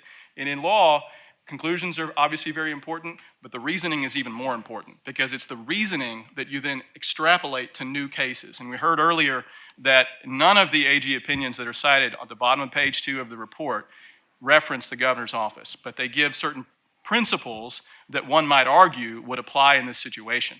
Well, to the degree that those apply, it's entirely based on the reasoning provided in those opinions. And the closest opinion that is the one that's been referenced here, the 91 opinion, there is no reasoning provided for that conclusion. And we found several other AG opinions in the past that provide the conclusion that we've arrived at and that provide the reasoning that we're applying here as well. Thank you, Mr. Owsley. And I have a follow-up. So the way I understand the argument is the Attorney General's office has opined that the general accounting law does not apply for the reasons that you just said. But then the opinion makes the argument essentially that even assuming that legislative audit is right and the general accounting law does apply to a constitutional office, it would be suspect constitutionally because it would violate the separation of powers. And you give some specific reasons about why you believe the general accounting law, if it were interpreted to include a constitutional office, would violate the separation of powers. I'd like to hear a more thorough explanation of that, if you would. Yeah, thank you for the question. And just to be clear before I give some examples, and I think Noah may be the best one to give some examples, which he elucidates in the opinion itself. But before we give those examples, I just want to make clear, our position is not that constitutional officers are exempt from every part of the general accounting budgetary procedures law. There are some parts that clearly do include constitutional offices. How do we know that? Because they say offices, constitutional officers. They clearly include them in the general rule. So the position is not they're entirely exempt. Our position is if constitutional officers are included, we'll know that because the term that's used is offices or officers. And if it's okay, Mr. Chair, I'll ask Noah to follow up with some of the examples there on the separation You're of powers. recognized, Mr. Watson. Thank you. So a few of the examples here, specifically we're talking about the one mentioned, and this is on page 5 and 6 of the opinion, if anyone is taking a look at that. There are certain provisions that put budget classification transfers of state agencies at the almost complete discretion of the chief fiscal officer of the state. And our Constitution gives the governor the supreme executive power. And if the governor were required to essentially report to her own appointee, because that's the Secretary of DFA, is the chief fiscal officer, then that would violate that principle of the separation of powers. There are also a couple other examples, and this is in footnote 32 of the opinion. Another provision, for example, requires that each executive head of state agencies follow procedures established again by the chief fiscal officer. And again, one of the provisions relevant to this, section 19.4.1503, gives the chief fiscal officer unilateral authority to transfer and sell state agencies' property and equipment. And again, as Mr. Owsley mentioned, it has been the position of the Attorney General's office going back to 1991 that such an inversion of the constitutional hierarchy raises constitutional concerns. And again, as Mr. Owsley said, that's not to say that no setup that regulates the constitutional offices or the governor's office, or let me say, every setup, not every setup, would violate the separation of powers, but how these specific ones are raises those concerns. Mr. Owsley, I'm going to ask one more question. I'm going to come back to you, and then I'm going to go back to members. But it sounds like to me, and again, I'd like to hear you opine on this. You mentioned specifically that some of the general accounting laws do indeed apply to the governor's office because they specifically say so. One of those that's very clear from the report, and this is mentioned in the report, is the business expense justification form. Specifically says that the governor's office must complete one of those. We know there's an issue about it was completed in this case, but it was completed at a later date, maybe before it should have been completed. But we know that that applies to the governor's office because it specifically says so. And so I guess there are two things that I would ask. One, how do you make the argument essentially that legislative audit's argument is one from implication, whereas the Attorney General's opinion seems to be one that's very textualist, that if it was meant to apply to a constitutional office, it would say so. In some places, it says so. And in other places, it doesn't. So we should not presume and cannot presume that it would apply there because they would have said so. I'd like to hear your explanation on that. And then the second thing is, as with many of these questions with regard to how we interpret statutes, it's a statutory construction analysis. I haven't reviewed the rules of statutory construction in a while, but if you'd like to talk about those, I think that would be helpful to this committee also. Thank you, Mr. Chair. So yes, the business expense justification statement, that subchapter does apply to constitutional offices. Again, how do we know that? Because the text says it includes offices in the list of entities subject to the law. So that's why I wanted to be careful earlier when I said the position of the AG's office is not that no provision within the general accounting budgetary procedures law applies to offices. It's that only some do. So there's not a default rule that says they always apply to constitutional offices unless otherwise stated.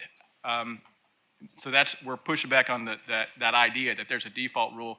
And we're also trying to make clear that what we're saying here is what previous attorneys general have said. So from our perspective, this is not a new statement. This is us sort of delivering those sort of received opinion on that. In terms of the rules of statutory construction, I really enjoy this stuff. I could talk for a long time about that. I really enjoy it. I'll just start, I'll be very brief.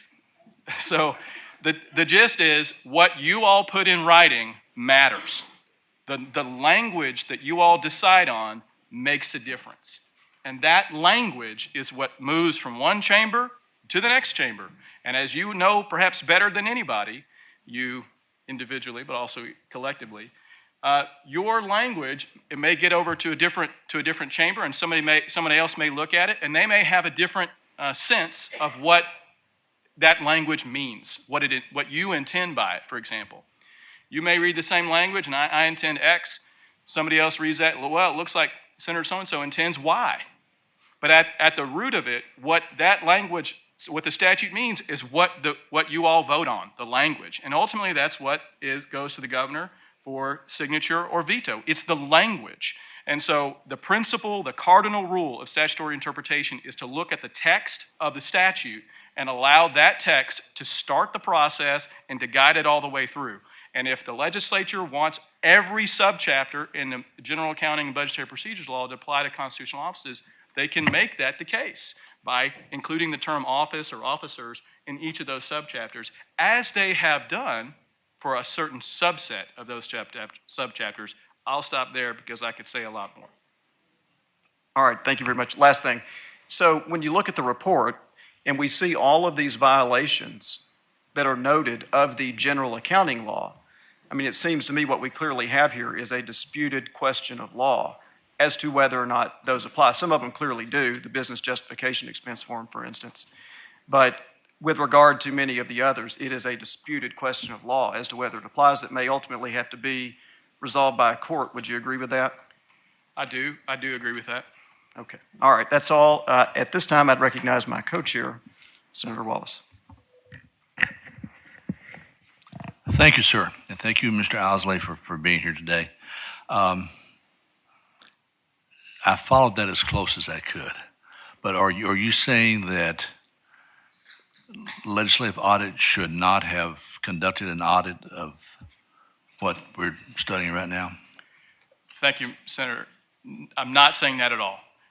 Legislative audit works at the behest of this committee. My understanding is the committee asked them to conduct that audit. Legislative audit has to take they have to determine what the facts are through the mechanisms that they have in statute to ascertain those facts, and they're very good at that, and they have to apply those facts as they understand them to the law. What I'm here today to talk about is the law part, and the degree to which the findings that they've made render certain legal conclusions. And there's in the report itself, on page 16, there are 7 bullets that I take to be essentially the summary of what our friend said earlier as he was going through the PowerPoint. And of those 7 bullets, the first 5 depend entirely on whether the governor's office is an agency for purposes of those subchapters. Our opinion has said, no, we don't think so, and furthermore, we're just reporting the received opinion on that.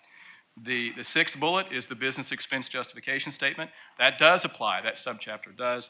The last one is a provision that applies to every public official. So what we're saying is those first 5 bullets, they found certain facts based on their investigation. That's fine. We haven't conducted an investigation. We're not looking behind that or saying anything about those facts that they have found. What we're saying is that as a matter of law, those subchapters don't apply. Those first 5 bullets, subchapters that are referenced there in the first 5 bullets, don't apply. Thank you, sir. Appreciate it. Yes, sir. Representative Mayberry, you're recognized. Thank you, Mr. Chair. I was really hoping that you all would have brought the lectern with you today so we could see it. I mean, quite honestly, regardless of what's in this audit report, and I'm going to let others sort out the accounting and the legal issues behind it, we all can agree that $19,000 was spent on an item and no one has really seen it. And I do know that the press has asked numerous times, when will this be used? When can we see it? When will it publicly be available to be used? Because otherwise, it was a complete waste of money because no one's using it. So my question is, when will it be available for people to see it? When will it be available When is the governor going to start using it? Where is it? Where is it physically sitting right now? Thank you for the question. It's physically sitting in the governor's office where it always has been since it was delivered in August. Any of you are welcome to come see it when we're finished here. We would welcome the opportunity to show it, just as we have showed it to members of the press who have asked to see it.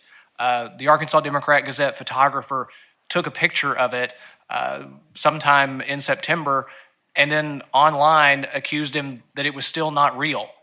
And he was there taking a picture of it. It exists. It's real. The governor fully intends to begin using it as soon as this audit was completed. But she recognizes that it's been a distraction at the moment, and she wasn't going to allow her use of a podium while the audit was being conducted to distract from other work that she was doing. The podium is going to be used, as I think is evident by the video that she put out last night.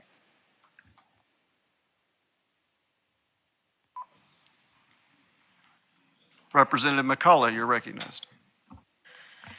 Thank you, Mr. Chair. I find it disappointing that the podium vendors did not respond to repeated questions from legislative audit.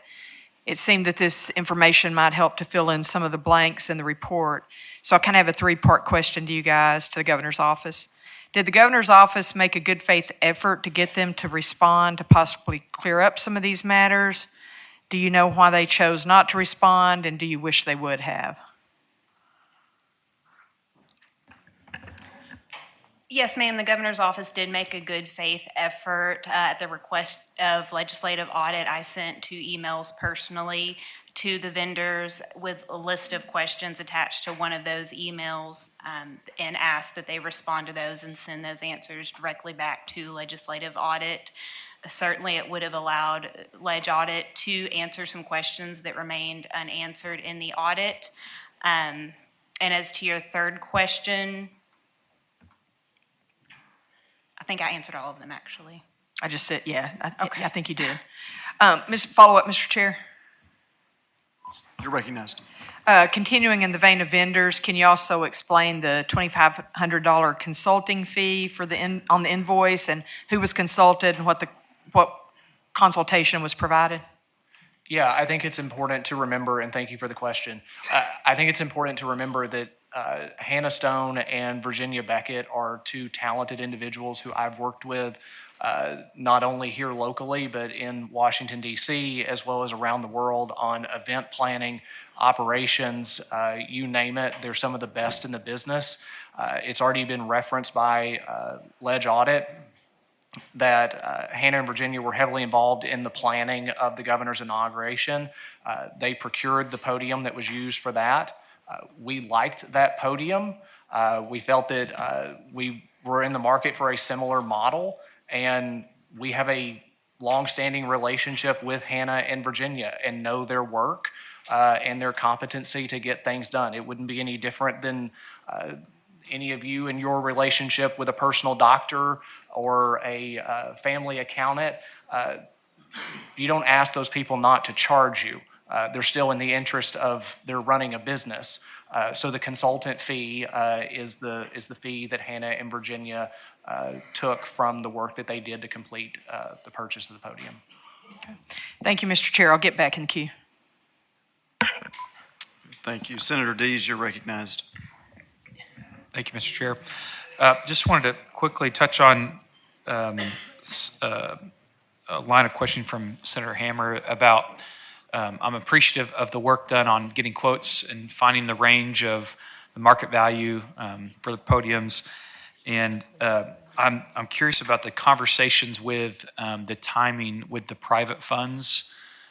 So when the quotes started getting higher than the market value of the podium that y'all were looking at, when were the conversations had with the private funds to help pay for this product? I thank you for the question. I do want to make one thing clear. The podium itself is approximately $11,500. There's been a lot of talk about how we purchased a $19,000 podium. We did not purchase a $19,000 podium. It is $11,500. which the report found is within market value for a similar model podium. I don't remember specifically when the decision was made for private funds to be used, but I do think we would acknowledge that it was preferable or is preferable that private funds should have been used all along. But I was part of a conversation in late August where the discussion began about having private funds reimburse the state for the cost of the podium. And a quick follow-up on that, just to confirm, who do you believe owns the podium today? The Republican Party of Arkansas owns the podium. Okay, thank you. Senator Flippo, you're recognized. I'm going to step out. I think Senator Dees just asked my. Well, actually, I do have one, Mr. Chairman. Thank you. So you're right. I'm looking at the report right here, Judd, and it does say $11,575 for the podium. Can you give me a breakdown on the $2,500 for the consulting? Yeah, I mean, I thank you for the question. I explained this just a minute ago. I don't have a breakdown of how it, what the fees were for that, but $2,500 was the cost that Hannah and Virginia charged for their consulting work to ensure that the customizations for the podium, including the height, were provided to the manufacturer. Were those when the podium was delivered, PO as I like to refer to it, when it was delivered, did it meet the specifications that was requested out of the governor's office? Height, width, I mean, were all those specifications met? Because I've just read in the report that it would say like the dimensions were not what was ordered, or so. Can y'all? Sure. It is referenced in the report, and we do acknowledge that the height specifications were not exactly met, but I want to be clear that we're talking about a matter of inches. It's not a huge discrepancy, Okay. And we have explored ways to ensure that it's modified to meet what we wanted. So in the funds that were paid for this, so those were requests for $446,000 in January of 23, I believe, for computer software. Is that correct? That gets to where these funds were used to pay for the lectern PO. Yes, thank you for the question. The lectern or the podium was paid for out of the maintenance fund. It is the appropriation that you referred to. Historically, that's been called the transition fund that incoming governors are provided through this body to help build up the equipment, furniture, anything that an incoming governor needs in their office to run the office through their tenure. So something like a podium has historically been purchased out of that fund, even with that language that you quoted. Okay. How was it classified as far as expense? It's not, are you talking about the classification or the of capitalization? Of the lectern. It was never classified with ACES because it was reimbursed by a private party before any of that was done. So it was never classified or capitalized by the state. So was I correct in just hearing Mr. Deere earlier, like it wasn't the intent at the beginning of this for RPA to purchase this? It was not the intent from the beginning, but as I've said, it was, I think we would acknowledge, preferred that private funds would have been used all along. Why the preference for private funds to be used, sir? That's just what we've acknowledged, that private funds would have been the better way to have purchased this item. All right. Thank you, Mr. Chairman. Thank you. Senator Bryant, you're recognized. Thank you, Mr. Chair. And I don't want to go backwards too far, but maybe just to the Deputy Attorney General's, as you said, looking at chapter 4, dealing with the state county budgetary procedures, there's multiple subchapters. Some have exemption provisions, some do not. There's obviously a dispute of law. If it doesn't say it explicitly, does that mean they're in? Does that mean they're out? I noticed the recommendations from the leg audit says, hey, we need to look at this as a general assembly. Can you definitively say it's better to go into the general provisions of subchapter 1 of chapter 4 and expressly say one way or the other to consider them a constitutional officer and exempt from state agency provisions, or as leg audit would infer, maybe go to as their state agency unless explicitly exempt? Thank you for the question. This question has undoubtedly come up in prior General Assemblies. And it seems like the answer to that question was it's better to go by subchapter than to go by the entire chapter. I'm saying it seems like, just because by looking at the amendatory history of the various sections of the law here, and perhaps one of the reasons why that decision was made is the concern that we were discussing earlier about a separation of powers concern for certain constitutional officers, given some of the subchapters within the overall Title 19, Chapter 4. So the short answer to the question is, to me, it seems preferable to go by subchapter, which has been the practice of this body for at least 30 years.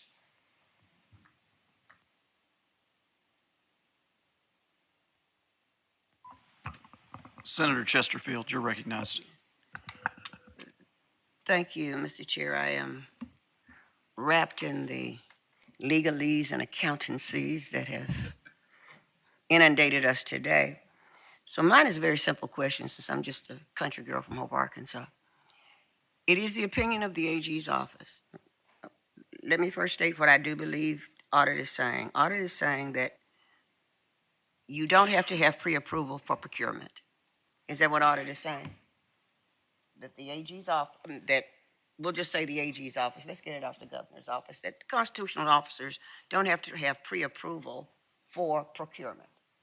However, they do need to follow the rules of marketing and redistribution for the purposes of removing something that they have purchased. So let me just ask you this. If the AG of the state of Arkansas chooses to buy a $20,000 car, you don't have to go through procurement, but you can then turn around and sell it for $500, and that's okay. Is that what y'all are saying today? So what we're doing is responding to the question that we were asked in the opinion about whether the constitutional officers are agencies for purposes of every subchapter within the General Accounting and Budgetary Procedures Law. And the answer to that from a legal perspective is no. My understanding is that previous constitutional officers and in different constitutional offices have voluntarily complied with some of the procurement rules to avoid concerns like you're describing. The crux of the issue is in the selling of the podium. Leg Audit is saying that it still belongs to the state of Arkansas because you did not follow the rules that have been in place. I'm going to ask, my question is not a difficult one. All it requires is a simple yes or no. And that is, if a constitutional office chooses to purchase an automobile for $20,000, what I'm hearing you say is that they may distribute that for any price they choose. Now, is that what I'm hearing? What I'm trying to Yes answer, or no? my answer to your question is that is up to this body. And this body can set the rules for that. In this instance, we're not talking about we have a podium that has been sent someplace else.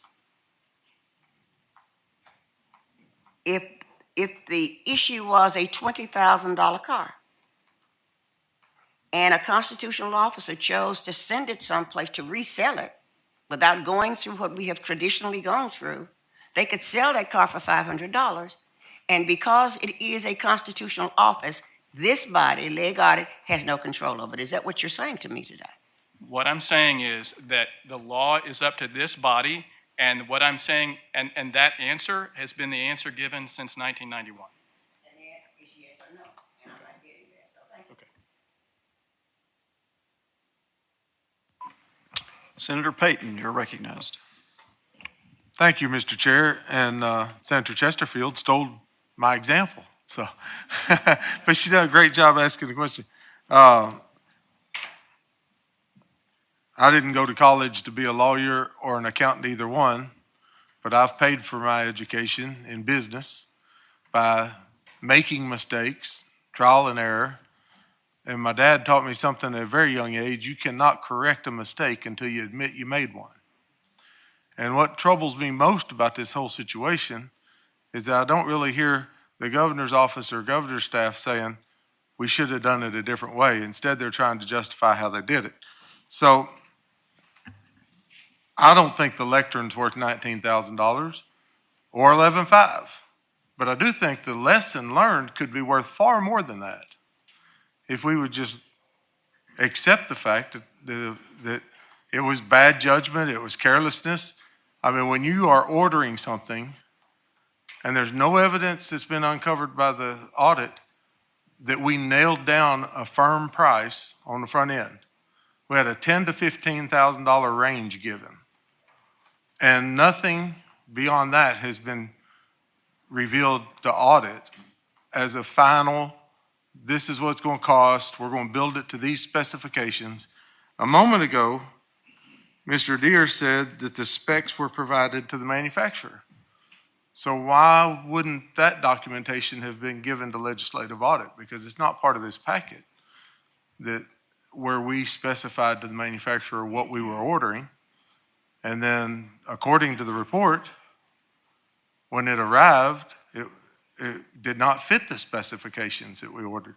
And that's the whole idea behind a custom anything, is that it would fit the specifications. And that brings us to good practices, which is that we don't pay for something up front, where we have no leverage over the vendor when they don't supply what we ordered.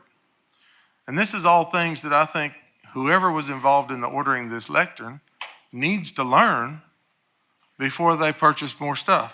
So my question to the governor's office, I was going to ask if the governor's office would have preferred the three vendors cooperate, but that has already been shelled out. Y'all said that you tried to compel them to cooperate and that you would have preferred that they cooperate.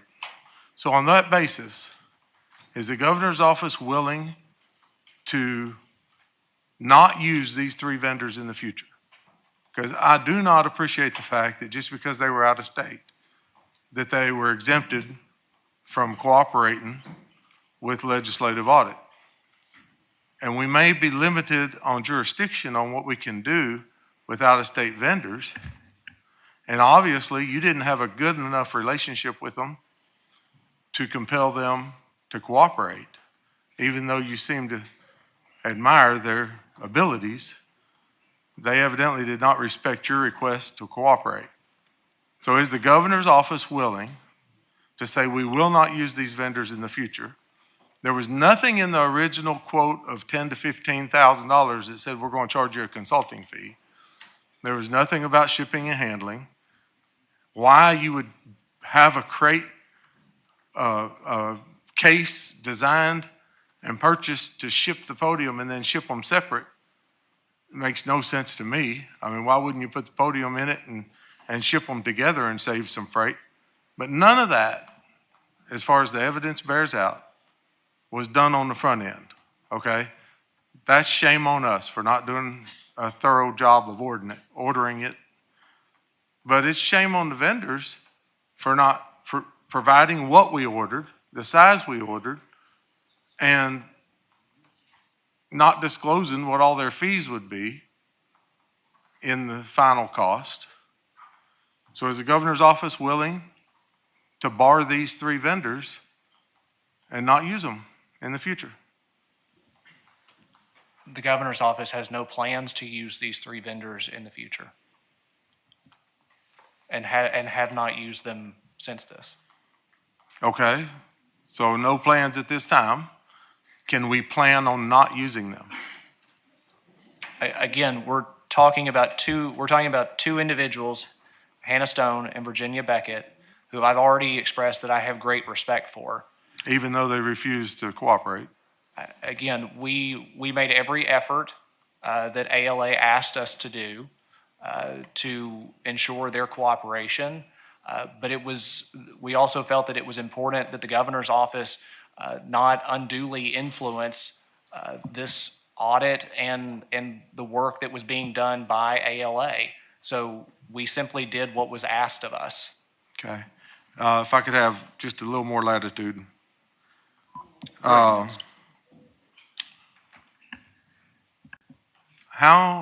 Isn't it naive to have great respect for their ability when they failed to provide the product that was ordered? The product that was ordered was provided. Again, we ordered a custom lectern. To certain specs.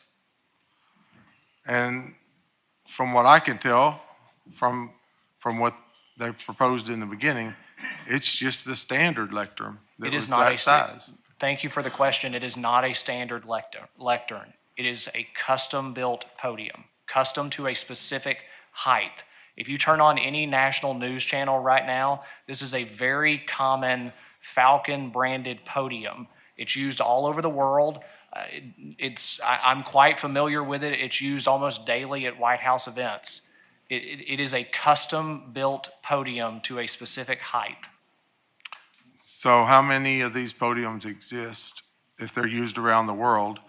And are they built to that specific height that we received or that specific height that we requested? I don't know the answer to that question. Well, that would determine what I can whether it's custom.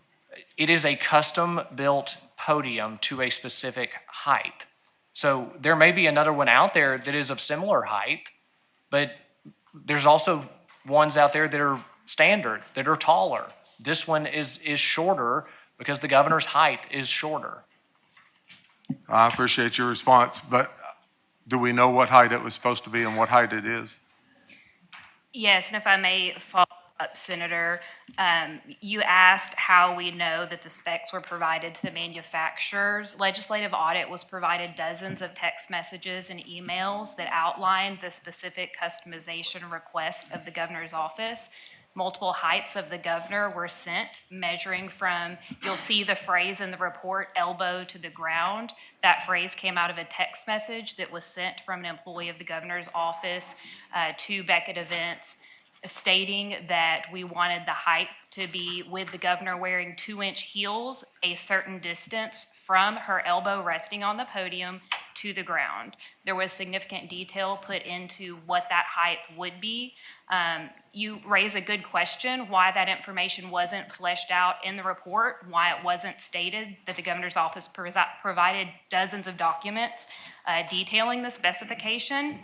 I can't answer that. You also asked why they weren't shipped together. There was documentation provided that there was a back order on the case. It took an additional amount of time to get that sent. So they were unable to be sent together because the podium was completed significantly before the case was available itself. Well, thank you. Thank you, Ms. Kennedy, for that. I guess there are text messages that were not included in the report. If I could ask staff or the chair to maybe provide all those documents that the governor's office provided, I think that could be very informative, and I'd appreciate it. Thank you.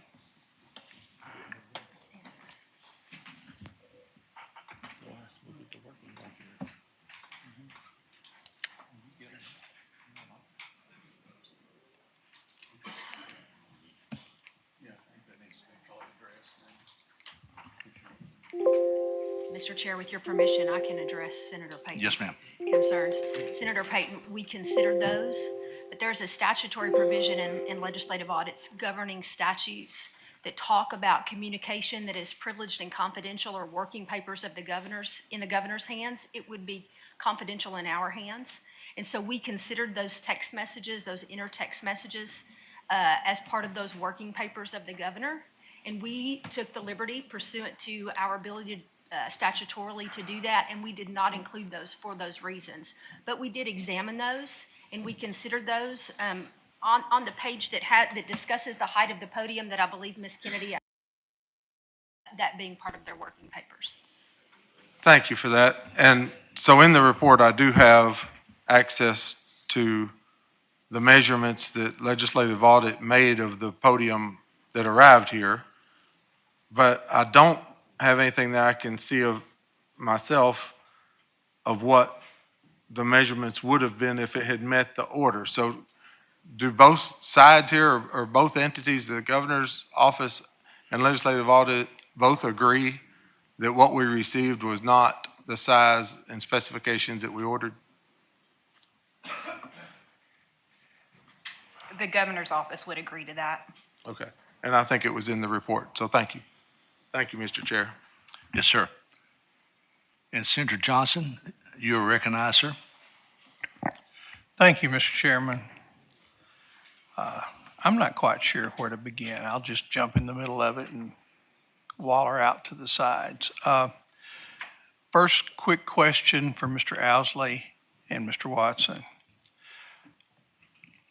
Ms. White said that prosecuting attorneys are constitutional officers. Do you agree with that in this context?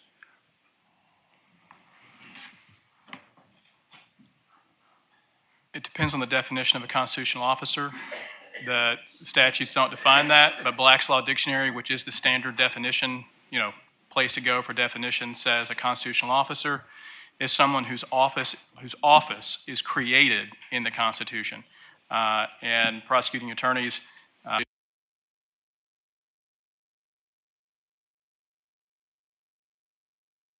issue is how the legislature there's more specific definitions that the legislature has provided throughout the GABBL, and those definitions would control over any Black's Law Dictionary issue.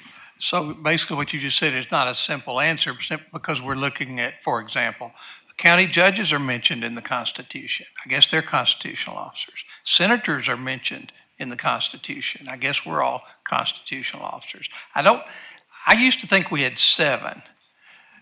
I used to think we had 3 branches of government, and then we were told, well, we have legislative, executive, and judicial. Oh, but then we've got highway, and we've got game and fish, and then we've got lottery, and now we've got racing, which of course means the gambling commission. I'm not sure I know where that line that ought to be pretty clear. It was clear back in 9th grade civics, but it's not clear to me now. But I appreciate your answer, and I think it was a good answer. The thing that I'm trying to do here, as this committee, generally, our job is to make sure that the taxpayers' money is spent and accounted for properly. And our secondary responsibility is that we as this committee discover discrepancies that need to be addressed in the law, including, as you, Mr. Owsley, properly pointed out, the bullet points on page 16, which you agree with some of them and you disagree with another. The one thing that jumped out at me is that, and I want to say how much I appreciate our staff. And I've served on this committee for a while, and I think they're some of the finest people I've ever worked with in my whole life. But they may get it wrong sometimes, just like, all of us might get it wrong sometimes. But it appears to me that if a constitutional officer, and in my context, I mean the 7, the ones we think of as the 7, are exempt from the procurement law, it's ludicrous to say that they're not exempt from using M&R. Now, M&R exists to facilitate proper reuse of the state's assets. If I've got a computer that on my desk that I don't need anymore, there's another agency that could possibly use it. M&R is there to market or redistribute those things. But that is part of it. Until recently, I guess it was part of the Office of Procurement. I think now it's been transformed into something else. But at one point, it was under the Director of State Procurement. But where I'm trying to do here is find out, one, were the taxpayers robbed? Were the taxpayers defrauded? And I don't see anything in the report that the taxpayers were defrauded. I also don't see anything other than some legal things, and I trust you good lawyers and the Attorney General and the people that will serve on our Judiciary Committee in January to help come up with some ways to clarify this. And I think we probably need to, but I seek your guidance in doing that. But the reason we're here, and if we're all candid with each other, is that this process, which I consider sacred because I've been a part of it for about 2 or 3 sessions now, has been politicized, and it bothers me to no end to see this being used politically. Now, can you take the General Assembly completely out of politics? Of course not. I would never think that. Can you take a governor out of politics? Of course not. That would be naive. But this particular procedure should not be politicized. And I want to apologize not to you specifically, but I will include you, but certainly to the governor for having to be put through this. And I think she handled it just perfectly in saying, this will be reimbursed. This can be done out of the party funds. And I'm grateful that it was done. Now, if she had asked me day one, how should I do this? I say, you need to call Seth Mays and talk to them about, or Chairman Wood, and maybe let's let them write the check. And we wouldn't have wasted the kind of time that we could use working on protecting our citizens from the crypto miners or all the other things that we need to get done. But I just want to say that I thank you for your candor and your cooperation. Our staff at Leg Audit, they're fact finders. They're going to present us with facts. Some facts may be deemed someday by a prosecuting attorney to be very relevant, and some may have no relevance whatsoever. But they do a thorough job of providing the facts. I've especially appreciated Ms. White's comment about why the emails weren't included, because they know that's a privileged communication. And that shows the professionalism that they do. But again, I don't like seeing something like this. We've seen it all across the country. Proper legal legislative procedures being politicized and weaponized. And please accept my apology to you and to the governor for being, in this particular case, victims of that. That's all I have, Mr. Chairman. Thank you. Senator Hickey, you're recognized. Thank you, sir. 3 questions first. I was wondering if this gentleman, since my intention is to ask the third question to the AG, would he mind scooting over just a little bit? And first, Mr. Chair, could I ask you a question? Representative Gazaway? Yes, sir. Okay. Well, kind of based on your tone here, and I'd heard what Representative Petty had asked our staff about some influence. But it was my understanding that you were in a meeting with the governor's office and the Senate chair of this committee last week. And I'd like to know, did you make a statement, and I'm going to paraphrase, that this legislative audit that we have is out of control and needs to be reined in?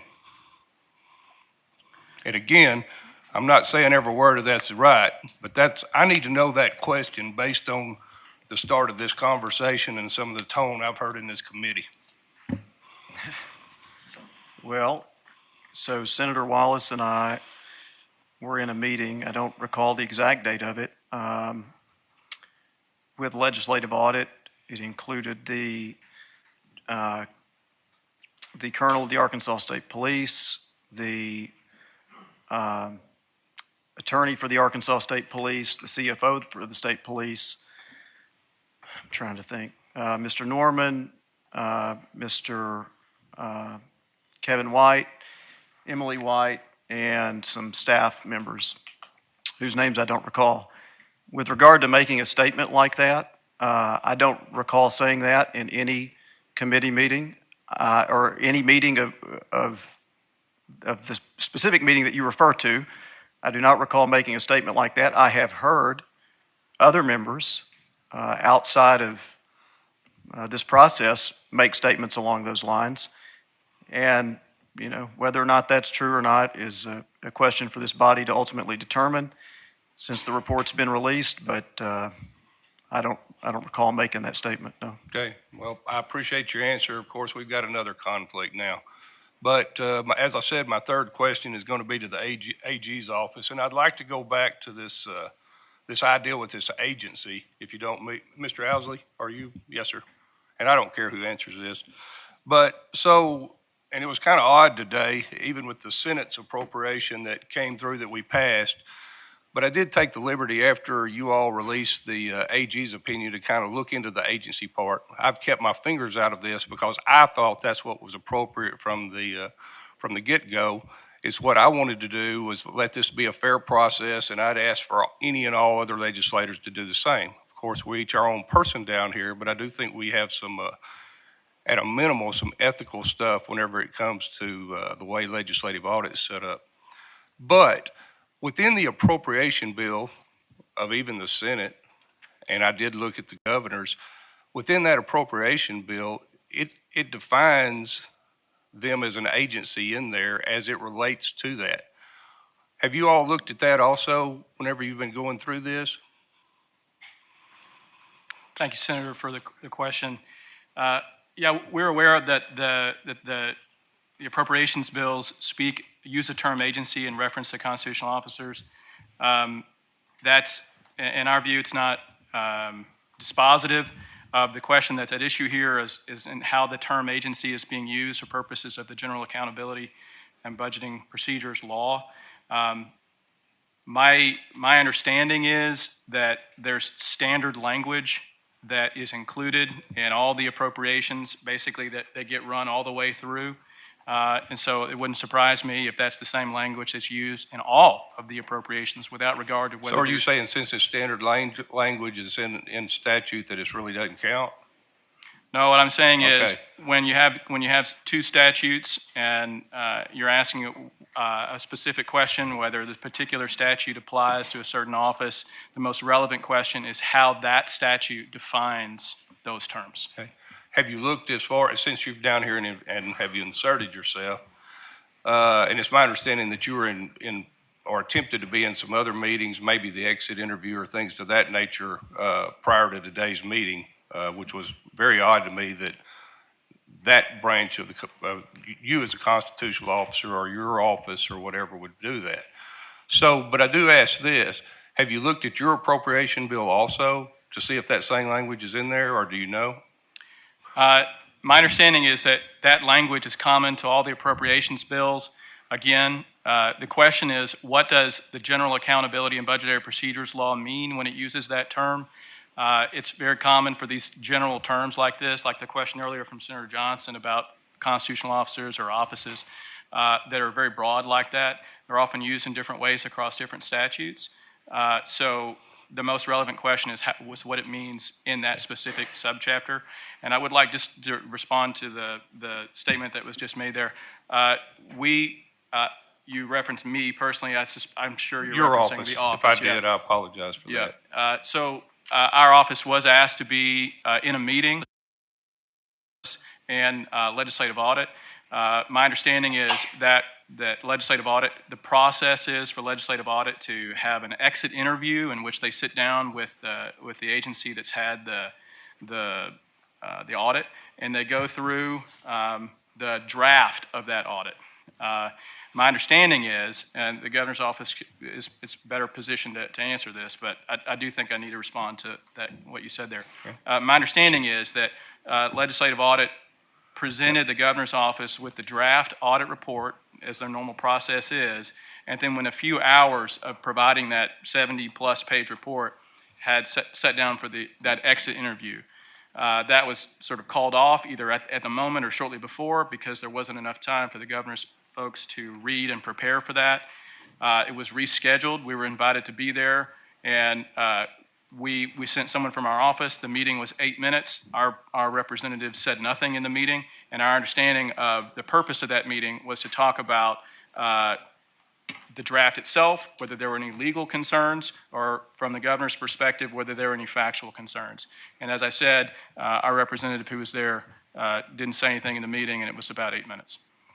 So back to the thing with the appropriation, I guess my question is this, we're down here talking all this stuff that it doesn't apply to the constitutional officers. Again, it's in the Senate also that we're defined as an agency. And I guess from my standpoint as having one vote down here, that if we're trying to elude that leg audit does not have the power to go in and provide transparency on items such we're doing right here, then I'm not willing to vote for the appropriation. So I guess I need a clear direction, since especially we're in fiscal session right now. If that is what we're alluding to, then I need to know that before these votes are taken, or at least we need to try to do some cleanup language before we get out of here. So could you answer that for me, sir? Yeah, thank you for the question. I believe you'll recall last year the legislative audit flagged the previous Attorney General for a problem with paying a certain number of employees at the Attorney General's office in excess of their line item maximums. This was the previous administration. That has nothing to do with the General Accounting Budgetary Procedures Law. So the question that we're talking about here is this very restricted question about procurement and M&R. not for all purposes of legislative audit. And I think you'll recall that our office, even though we didn't make that mess, we showed up at the audit. We said yes. We wrote an opinion. Saying legislative audit is correct on this. And our understanding of the that's findings. fair. That's fair. But just with what you just said, so if you're trying to say that the constitutional office, and I could use your office, you could use the governor's office, if we're not subject to M&R, which is what I think I'm hearing or what y'all are trying to say, then that's what I'm saying. I don't know at this point, since I'm hearing that, and if that would be correct, which I have a problem with it, whether it is, but I don't want to vote on any of these appropriations because I think that at the very least, we're sitting down here talking this stuff, but what my opinion is that the constituents of the state of Arkansas right here, they don't care. And now, don't get me wrong, I care about the rule of law, and I think it's important of all the details, but I can promise you right now, what they're worried about is that just this transparency is here and that things have done correct. As far as the governor's office, and there's been some people this week or this weekend, you allude that I'm disrespectful to them. I have never, and I'll ask anybody to point that out, been disrespectful to this. This is all just business to me to provide those checks and balances. Nothing more, nothing less. So again, I guess that I need clear direction from you all before we get out of this session, at least as it relates to my vote. Thank you, sir.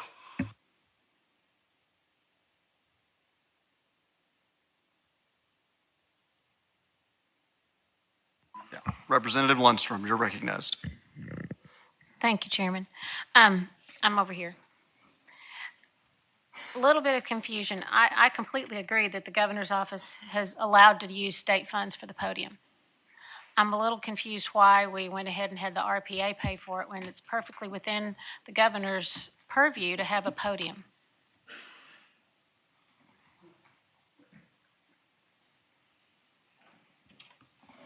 Thanks for the question.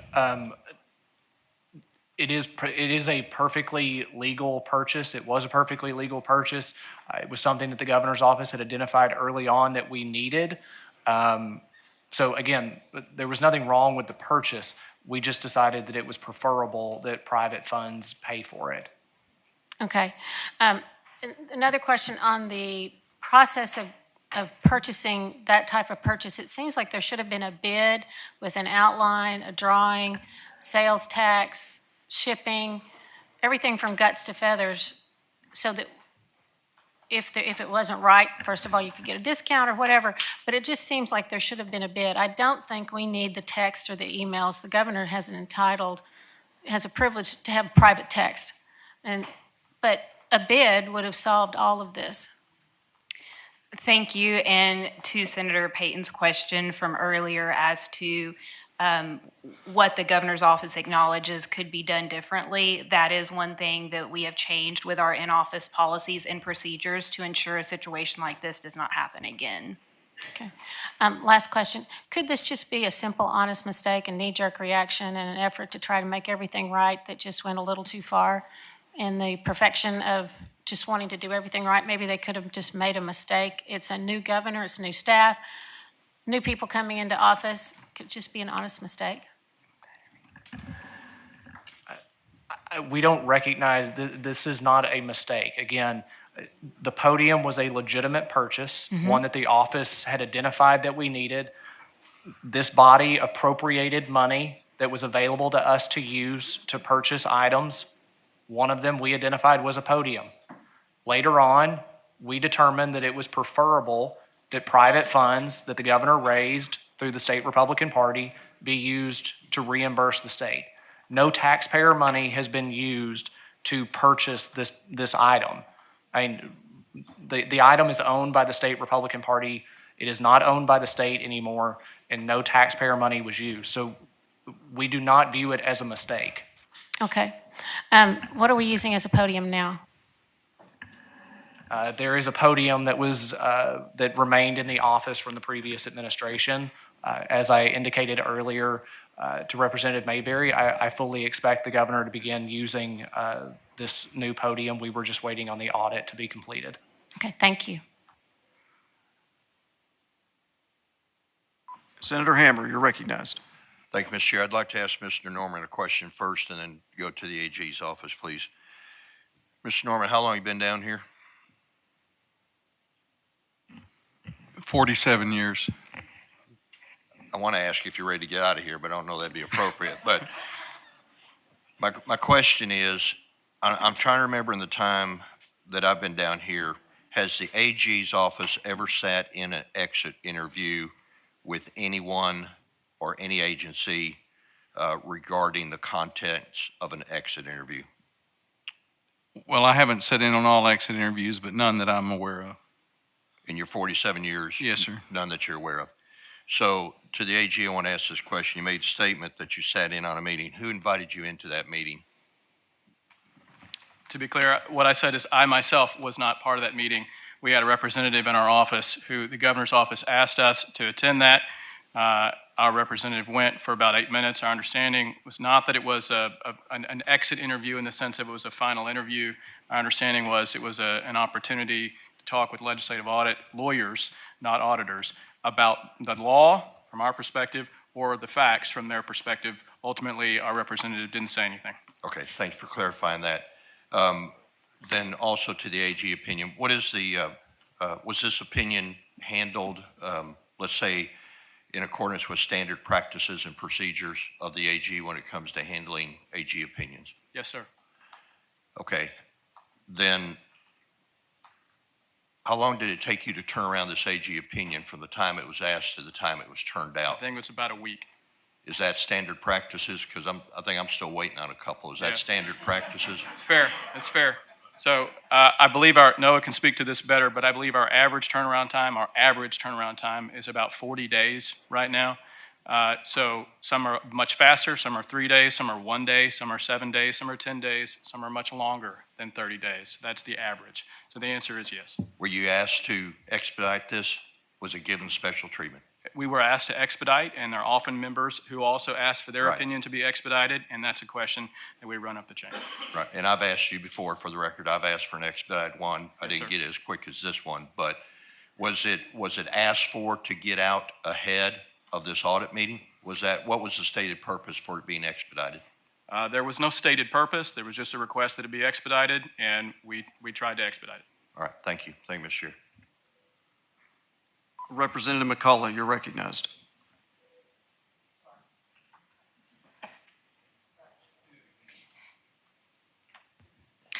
Thank you, Mr. Chair.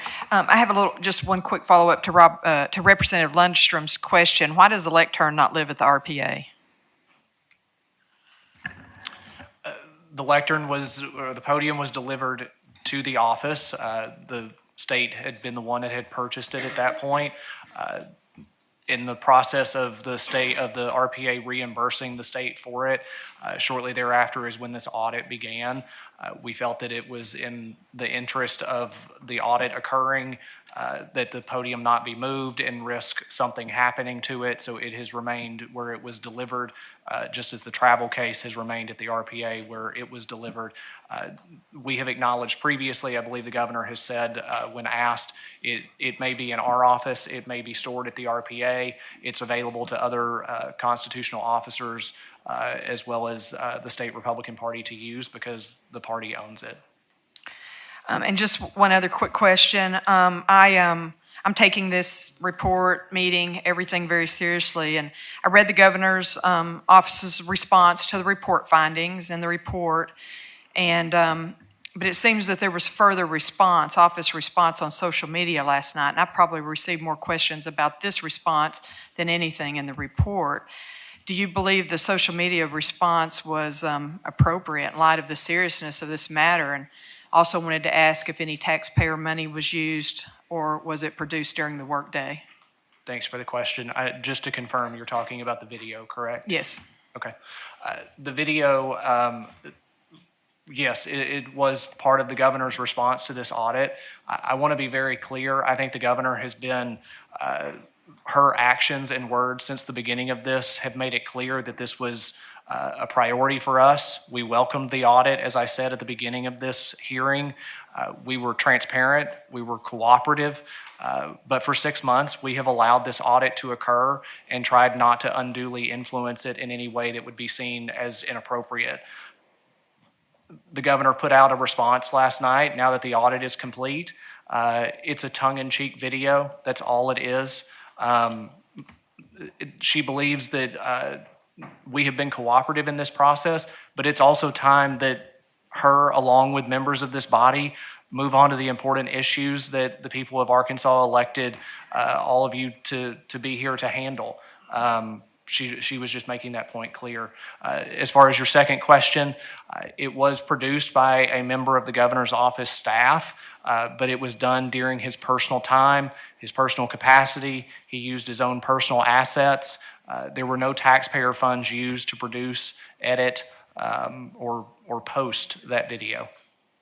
I mean, I understand everything you're saying, but we hadn't been through this process yet today, and so it kind of felt like spiking the football before, we'd been through the whole process. So, thank you. Representative Maddox, you're recognized. Thank you, Mr. Chair. First of all, I'd like to just make a statement. It's been a while, but I want to commend Representative Gazaway for what he did as he very succinctly laid out what we have here today is a pretty complex legal issue, and we have a disagreement. And that legal issue, no matter how much longer we stay, is not going to be decided tonight, in my opinion. But Representative Gazaway did a good job of just bringing that home. It seems like it was hours ago.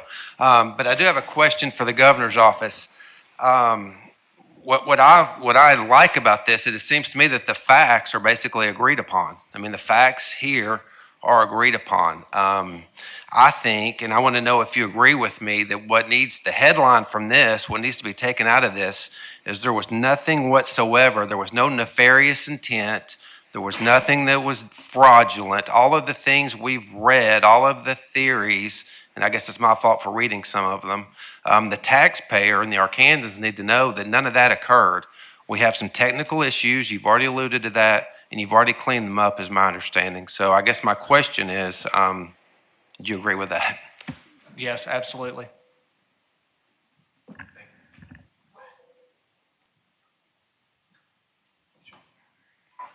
Representative Mayberry, you're recognized.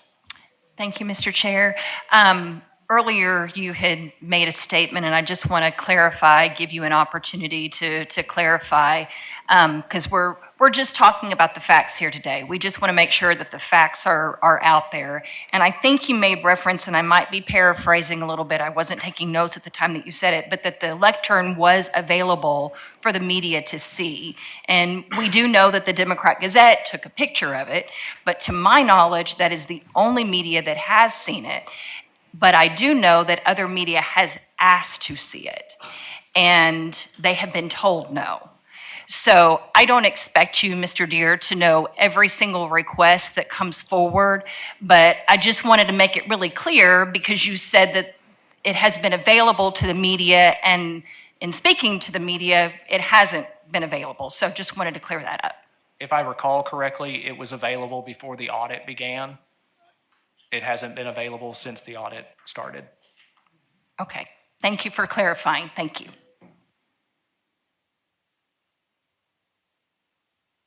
Senator Letting, you're recognized. Thank you, Mr. Chair, and thank you, Ms. Kennedy and Mr. Deere, for being here today. In the discussion about the customization and the cost of the lectern, one thing has kept tugging at me this afternoon, and it's that back in October, in justifying the unusual cost of the lectern, our governor told the press that the lectern also incorporates sound components meant to allow multiple media outlets to plug in. And yet the lectern that was presented to state auditors, according to the report, did not include a microphone or any electronic components. So I'm just wondering, how do we reconcile the discrepancy there between what was described in October and what was presented to the auditors? Thanks for the question. You're welcome. The governor's statement is accurate. It's a custom-built podium that has a microphone capability. It has a reading light that's on the top panel, and it allows for wiring to be run through it in a discrete process so that it looks clean from a public-facing perspective. Again, it was procured through a process of people who help put on events that I described earlier, some of the best in the world at doing it. Part of that is making it look good. Okay, so when she said it incorporates sound components, we're basically just talking about holes through which wires could have been allowed to run? That would be a component of the podium. Okay, thank you. But to be clear, it also has microphone capability. So can you elaborate then on the capability, since the auditors say that there are no electronic components? It just has like a holder for a microphone? There's electronic hookup for the microphone for wires to be able to run through it to connect to a microphone. Okay, thank you. Thank you, Mr. Chair. Representative Rye, you're recognized. Thank you, Mr. Chairman. Right here. Just a question for y'all. This was basically started early last year. Isn't that right? Okay. The folks that were handling this claim, that's what we call it, a claim that was coming through, had they ever worked with the governor's office or any other office handling expenditures? Because I just wonder about this, because you never ever pay for anything before you get it in government. And I just wonder if y'all could give me an answer on that one.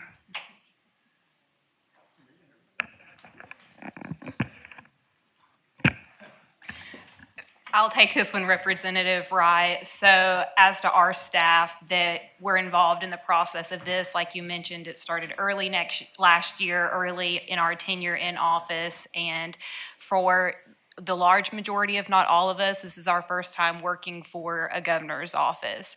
There may be a few exceptions. So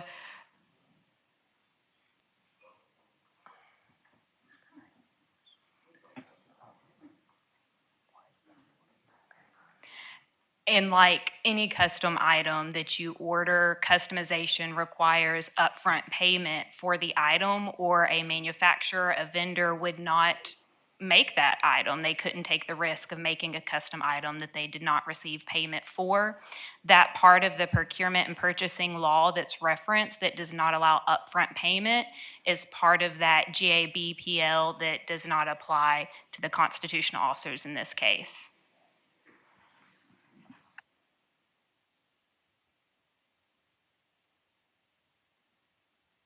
Representative Dalby, you're recognized. Thank you, Mr. Chair. I'm way over here to your right.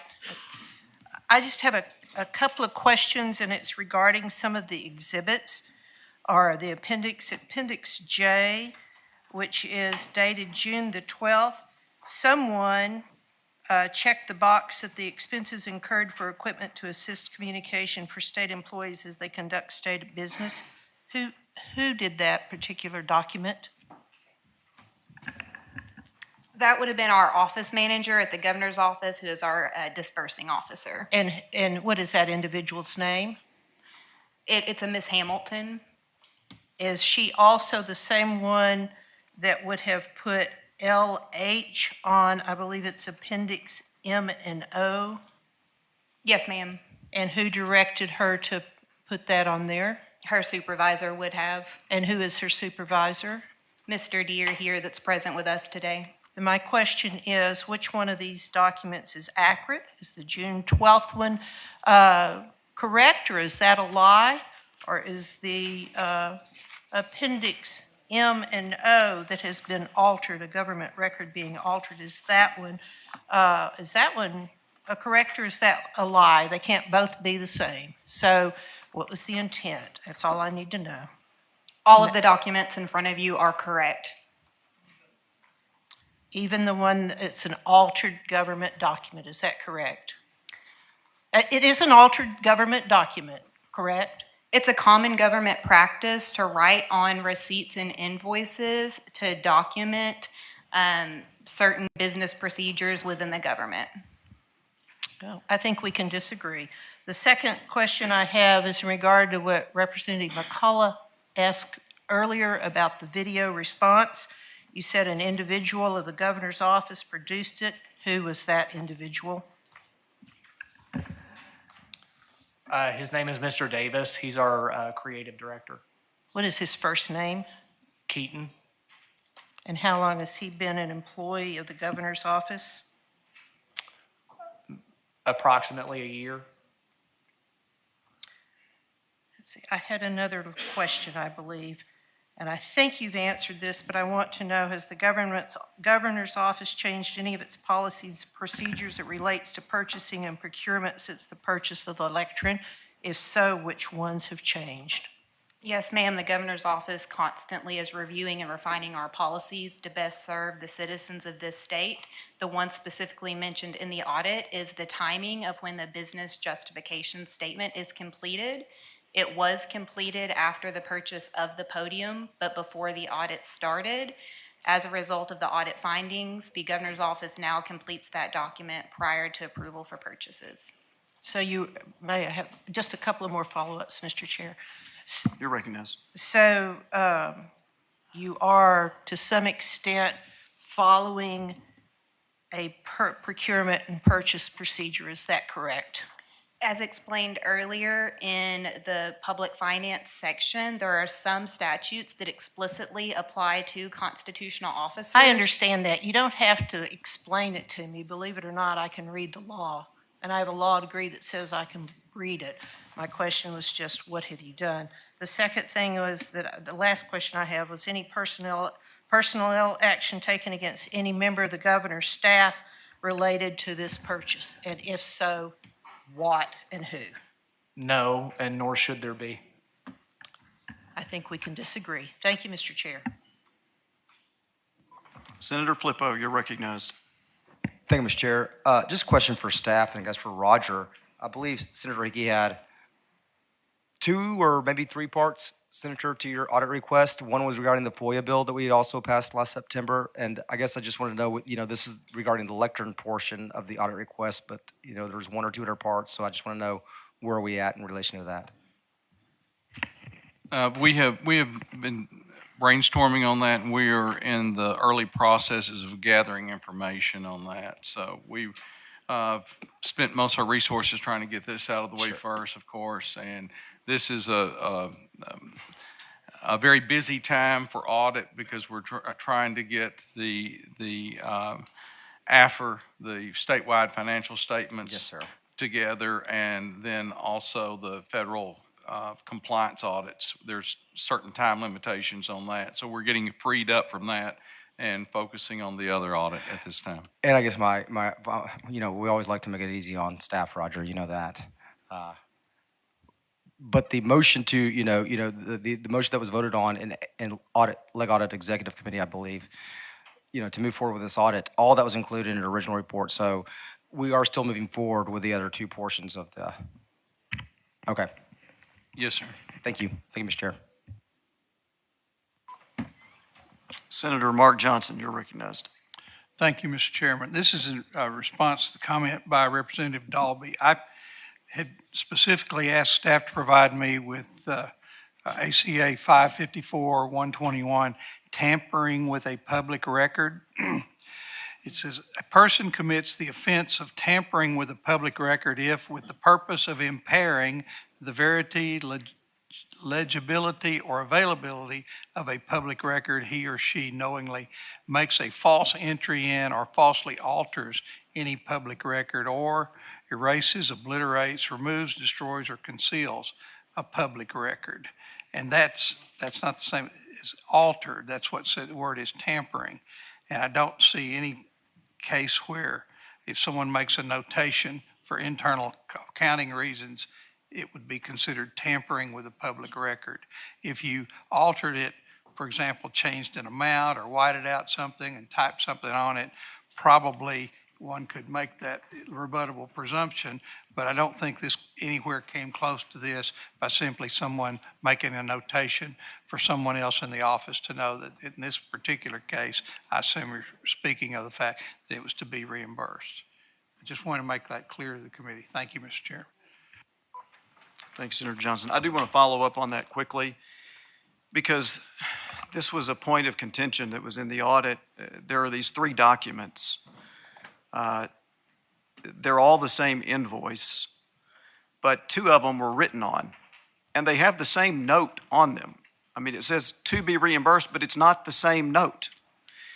And I tried to follow the timeline as to when those were created, why they were created, because I think all of these become relevant questions. Can someone explain exactly how that happened? Certainly, Mr. Chairman. Once it was determined that this podium would be reimbursed, the office manager we discussed earlier retrieved a check from the Republican Party and took it to TSS, who is our business office, to provide that check for reimbursement. Once she got there, she asked TSS to print a copy of the original invoice that was submitted into ACES so that she could staple it to or attach it to that check for reimbursement, write to be reimbursed on it, and create an additional documentation explaining what item it was being reimbursed with that check, which was the podium. She did that. She submitted all of the paperwork to TSS to be then entered into ACES. Once she returned back to the governor's office, she realized she had forgotten to make a copy of the new public document she had created. So instead of waiting for that to be uploaded and available, which could take hours to days, she created the second version for her own internal office keeping records that said to be reimbursed. To be clear, there was in no way an attempt to not be transparent by her or the governor's office. And in fact, the fact that we have all of these receipts are because they were released in either a FOIA request or to legislative audit at their request. Okay. And so I was trying to, once again, I was trying to understand this as I was reading the report, because the FOIA request came in, and then there basically were 3 versions of this document. Which ones of those were provided in FOIA, and which ones, if there was one that was not? Is there? They say the same thing, but can you explain what was provided to the FOIA request and what was not? The original document that was signed and handed to TSS was the one that was not provided in the FOIA. It was still processing in their system at the time the FOIA was responded to. It was the one in the possession of the governor's office that ended up being turned over in that FOIA request. So you're saying the first one, the clean, what I would call the clean copy, when was that entered into ACES? Days previously, and that one was also turned over in response to the FOIA. Okay, and then the third one, that one was turned over in response to the FOIA request. Correct. Was the second one ever turned over? Not during the FOIA request that's specifically mentioned, but it was turned over in subsequent FOIA request. Okay. And, you know, to follow up on Senator Johnson's question about the tampering, you look at that statute, and as I recall it, you have to prove at the outset, and it's my understanding that legislative audit does not make a determination of intent. But, of course, with every criminal offense, you have to prove intent. And so from the outset of that statute, you have to prove that the person acted with the purpose to impair, and the only one that really fits, as I recall, I think legibility is one. Obviously, writing to be reimbursed does not interfere with the legibility of the document. The only one of those that would possibly apply was that it would impair the verity of the document or the truthfulness of the document. And so can you see an argument where writing to be reimbursed on the document would somehow impair the truthfulness of the document? I can't, because that document and that note was submitted at the exact same time of a check that was intended to reimburse this podium in case. The reimbursement would not occur until that check cleared the bank, which happened the next day or 2 days later. So at the time that that invoice was written on to be reimbursed, it was a clear and accurate representation of that financial proceeding, which was for that RPA check to reimburse the state's purchase and fully reimburse the state. Okay, I'm looking at it now. It's with the purpose to impair the verity or the truthfulness. The legibility, obviously this was not with the purpose to impair the legibility of the document or the purpose to impair the availability of the document. Writing to be reimbursed, making these markings on it was not to impair the availability of it. So the only one of those that seems to possibly fit would be verity or truthfulness. But that's not the only thing you have to prove under that statute. You have to prove that the person then made a false entry or falsely alters the public record. And so I think the question would be, and I believe this was Laura Hamilton, is that right? Yes. Did Laura Hamilton, at the time that she made those markings, falsely alter the document? And can you explain what you believe about whether or not that was a false alteration? Mr. Chairman, I would argue that that's a very true alteration. It truly reflected what was going on with that check. It was to reimburse this purchase. And the purchase was indeed reimbursed? Correct. Okay. So your argument is that it reflects the reality of the situation. That's correct. It's not false. It didn't impair the truthfulness. If anything, it enhanced the truthfulness because it reflected the reality of the situation. Is that fair? That's fair. All right. Thank you. Representative Shepard, you're recognized. Thank you, Mr. Chairman. And I guess I'd like to go back to kind of where Senator Petty started. I think it's important for the public to know, and I guess this is directed to staff, that while the legislature provides oversight to audit, and audit exists as, I guess, essentially a creature of the legislature, when it comes to the audit itself and the independence of the audit, this audit has been done independently, correct? Yes, sir. And in fact, one of the things, and actually as we've gotten into this is a unique situation. I mean, in my time here, I don't know that we've had an audit that has garnered the attention and has taken the time and has certainly just from the attention standpoint, we're all here. There's plenty of media attention. But even among membership, I know when we were getting questions about, well, why is it taking so long? It's just an audit. It's just checking the numbers. And I think that staff would agree, actually, when you're talking about an audit that has been approved by legislative audit, despite what a layperson might believe an audit to be, this was a full-fledged investigation. Would that be correct, Mr. Norman? Yes, sir. Well, a financial audit would be, the purpose of that would be render an opinion on the financial statements, and this is not what that is. In our statutes, an audit is defined very broadly and can include an investigation, and it would be references that or a special report. Okay, and this audit, I think it's fair to say it's exhaustive, and while there may be information that audit would like to have had, particularly with regard to out-of-state vendors, this would be considered to be an exhaustive and complete audit. Is that correct?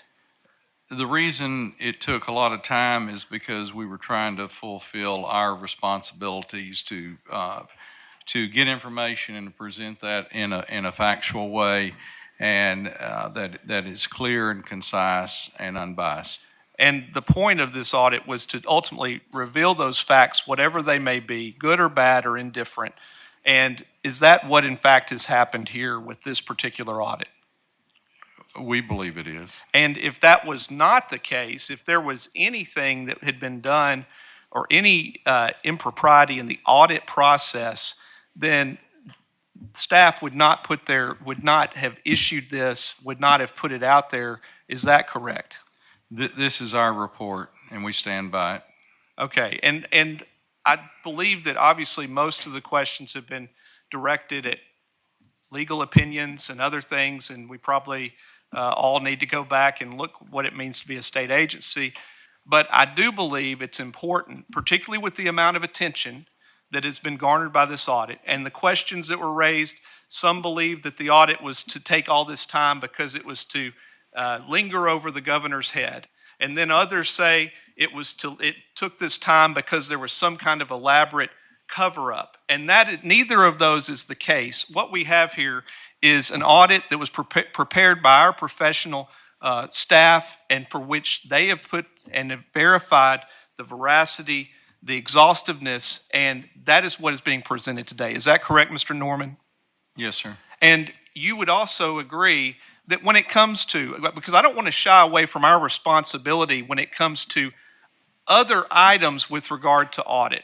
I mean, ultimately, we have the audit committee, we have these various subcommittees, other items outside the purview of of this particular individual audit, for which the legislative auditor has quite a bit of leeway in conducting those audits and investigations, correct? Yes, sir. Okay. And so I just think it's important for the membership to know and the public to know that while we provide oversight and we will never shy away from our responsibilities in that regard, when it comes to this audit that has been presented today, this has been presented in an unbiased and uninfluenced manner, and for which, good, bad, or indifferent, there are things that those on the right will agree or disagree with. There are things that those on the left will agree or disagree with. But ultimately, audit's charge was to reveal those facts, and that is in essence what's occurred to this point. Yes, sir. That's all I have. Representative Lanny Fight, you're recognized. Thank you, Mr. Chair. This is for the AG. Historically, the AG would not opine on a case that was in mitigation or if it was in controversy like this particular one is. Has that policy changed, or was I mistaken about the policy?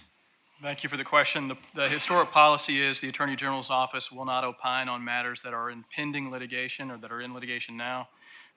This leg audit report is not in litigation. The questions that we were asked were not specifically about the leg audit report, so this is very far from that traditional rule, which is still in place.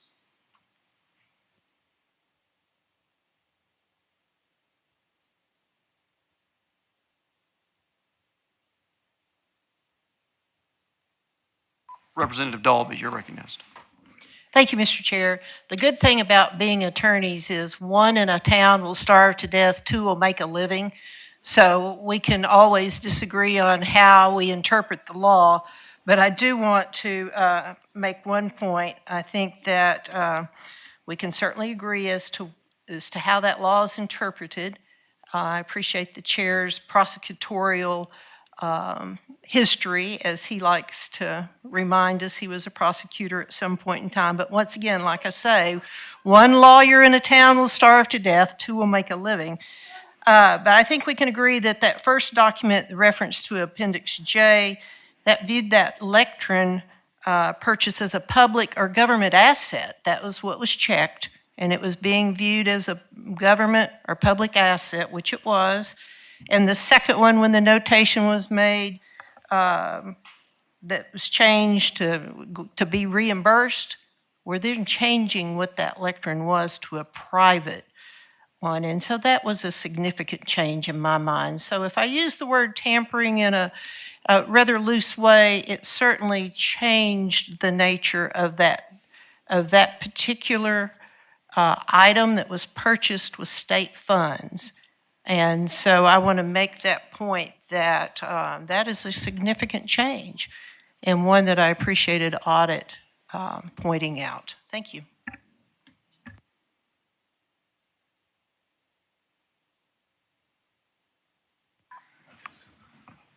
don't know. I just need to know.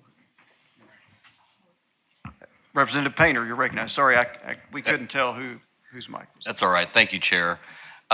Judd, did you say in your opening remarks that this audit you believed was a waste of taxpayer money and time? Yes. Okay. Would you agree, though, that it's the legislature that controls the purse strings, and it's our job to make sure that agencies or constitutional officers are spending money appropriately? Yes. Okay. My last question, Mr. Chair, was there ever any discussion, since we ordered something and we didn't get what we ordered, discussions of maybe trying to return that and get exactly what we were ordering? There were discussions. We ultimately decided that that was not preferable, and so we chose not to do that. I guess one more follow-up, Mr. Chair. Can you explain to why you guys didn't want to? A little bit more detail than just preferably not to? Sure. I mean, it took several months for the podium to arrive. Once the podium did arrive, there was discussion about the state party reimbursing it. As I've said, it then became the subject of a legislative audit. And again, as these factors have come into play, we determined that it was not preferable to ship it back, that we would just look for a way to modify it if we chose to do that. I appreciate it, Mr. Chair. I just think it's kind of concerning that we're being accused of wasting taxpayer time when we're actually doing our job. That's all. Thank you. Mr. Chairman, if I could respond to that. I just want to note again that no taxpayer funds have been expended on this podium because the state was fully reimbursed for the cost of everything that was expended originally. All $19,000 of the total cost of the invoice, the state was fully reimbursed for, and no taxpayer money was used to make this purchase. Senator Hammer, you're recognized. Thank you, Mr. Chair. I'd like to direct a question to Mr. Norman and then to the chair, please. Mr. Norman, as you were originally charged, or as leg audit was originally charged by Senator Hickey's request and approved, you are still there. You are still actively, and I think Senator Flippo hit on this. Will go. You are still actively pursuing the rest of what you were charged to do in your duties as leg audit. Is that correct? Yes, sir. Mr. Chair, I'd like to direct a question to you. In order for us not to interfere with them continuing in what they are charged with doing, please give us guidance as to how we need to handle the matter in approving or not approving this report, and what are going to be the effects of that decision, so everybody has clear guidance about when we vote. We don't want to cut leg audit off from being able to continue what they were charged to do. So could you give us clear guidance, please? Well, I can give you my opinion. One, which is the approval of this report would be the report that's presently before us. As Mr. Norman stated, this is an ongoing process with respect to the second part of the audit that Senator Hickey requested. And so my personal opinion is I don't feel like if we vote that this report stand presented, that would in any way affect them continuing to be able to do the second part of the audit. Now, that's just my opinion, and what I would ask is that if audit staff has a different opinion than that they give it.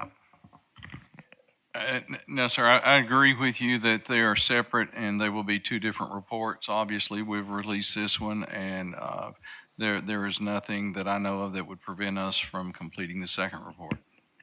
So for clarification for the record, so there's no confusion moving forward or somebody doesn't try to alter what we're going to decide to do here today, it is the chair's position, and Mr. Norman, it is your understanding that if we approve this report today, it will not prohibit you from moving forward with the rest of what you have been charged to do. Is that, I'd like to hear an affirmative from the chair and from Mr. Norman, please. Yes, sir. That's my understanding that they were going to be, and at the time it was discussed, it's my understanding that they would be two different reports. And so I do not believe that approving this report would have any impact on our subsequent report. I agree with Mr. Norman. Thank you. Senator Petty, you're recognized.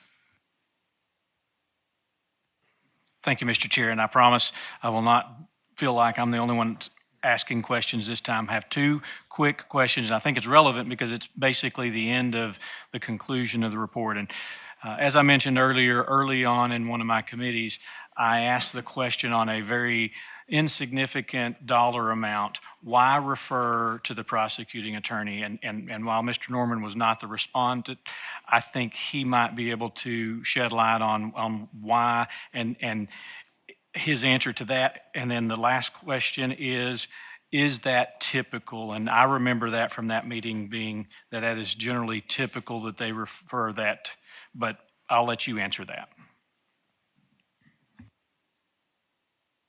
I'll let Emily answer that.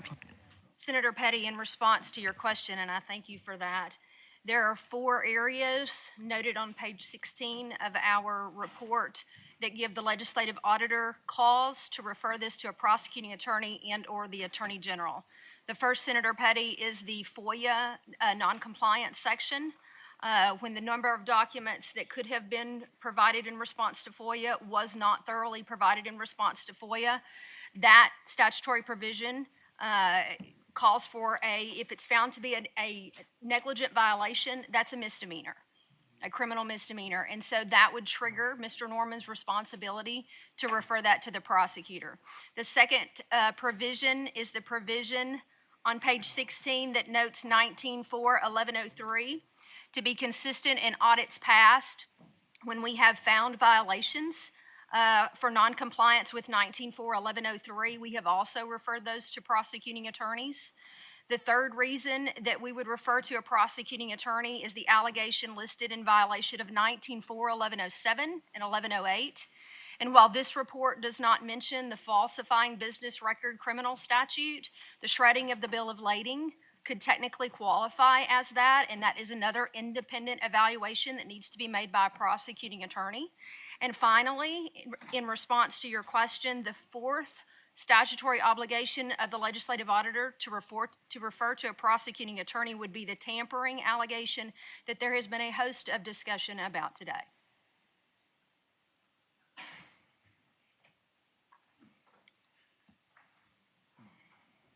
Senator Petty, you're recognized.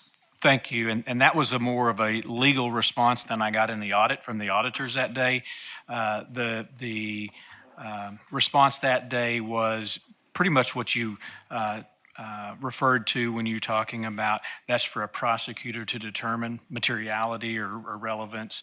And so that was what I was thinking, that maybe that was policy, that you just took that decision completely out of the auditor's purview for their response and referred virtually everything that I've seen so far in leg audit to a prosecutor for them to determine violations or not. That's right, Senator Petty. We don't make what's called a mens rea or criminal intent evaluation. The auditor's responsibility pursuant to statute is to send anything that he or she thinks even may appear that way. That's his statutory obligation. Yes, sir. We're a reporting entity, and that goes to we can't take independent action. Just refer it to appropriate officials.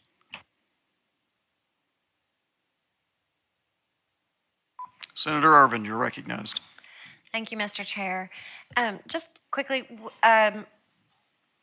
when was the AG's opinion issued? What date? The question is April 10th.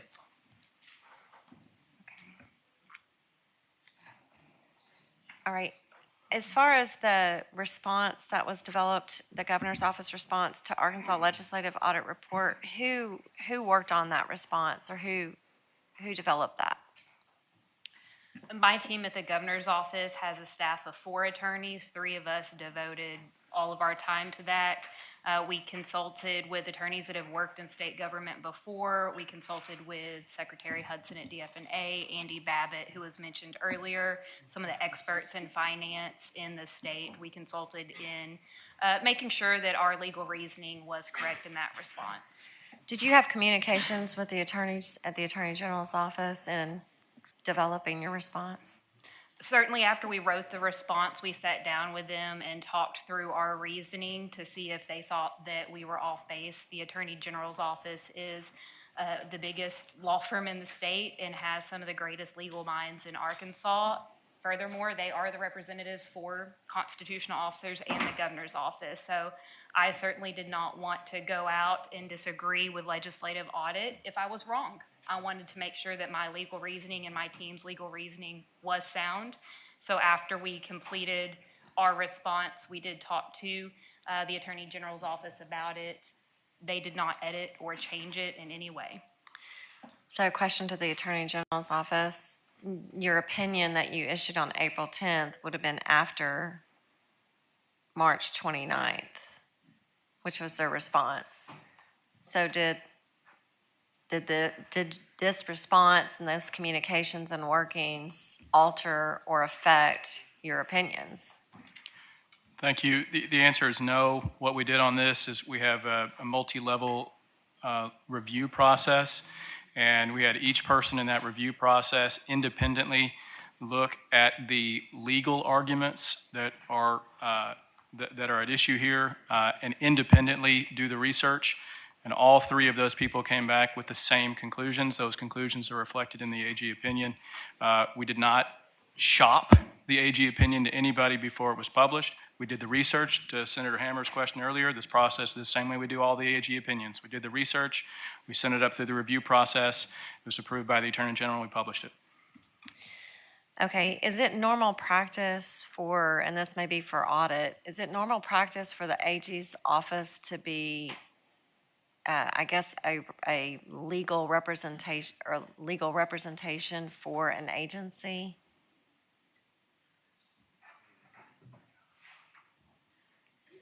I mean, during an audit process?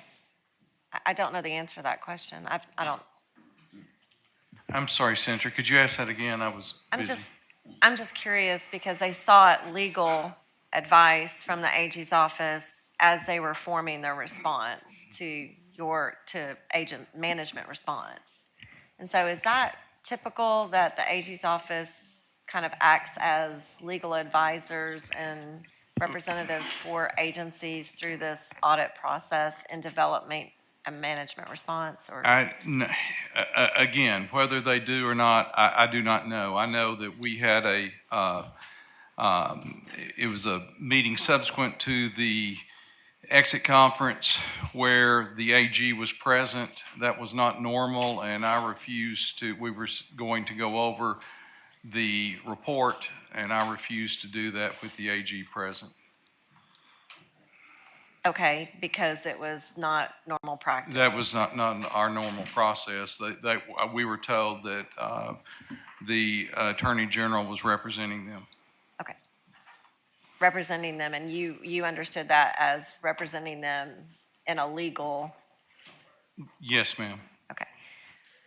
Okay, and then I think the last question, and I apologize, but your response, and I do appreciate the acknowledgement of, I call them mistakes, you may call them oversight, but I appreciate the acknowledgement that was found in the audit report about how, getting a bid and purchase and having a purchase order wasn't really fleshed out. So I do appreciate that acknowledgement, and I think changing your practices internally is a good acknowledgement of, acknowledging that this portion of what this audit brings to light. And I think that's consistent with anything that's audited in this manner, whether it be a municipality or whether it be an educational institution or state agency. Those of us that have served on audit for many, many, many years, generally really appreciate those types of responses from those that are being audited and fully, work in partnership with the suggestions that are provided in the audit report. So do you see that as kind of a good thing from the audit report that gives you a little bit more detail about changing your practices within the governor's office to be more, I guess, solid in your accounting practices? Absolutely. One of the governor's missions is to save the state money, and part of that is having responsible fiscal practices within her own office, and we're certainly committed to having the best practices for the best benefit of the state. Okay, I appreciate it, and thank you for the questions. And I would just consistently, I think it's important as we go forward to understand roles and how those roles are in future audits and what that's going to look like if we have legal representation as a process of that. And I don't know the answers to that question, but that's something I think this body might need to consider in the future. Thank you, Mr. Chair. Mr. Chair, may I make a comment about the legal representation aspect? Go ahead. Thank you. As I mentioned earlier, we had sent a representative there basically to be an observer, essentially, and that representative didn't say anything in the meeting. Our understanding of the ask for us to be there was from a legal perspective.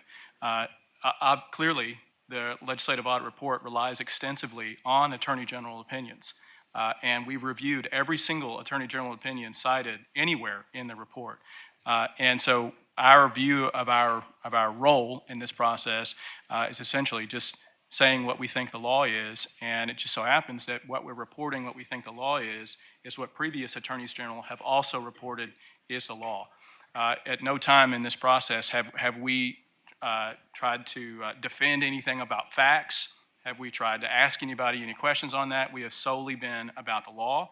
What is our view on that? We put it in writing and we published it. Senator Irvin, did you have a follow-up question? You're recognized.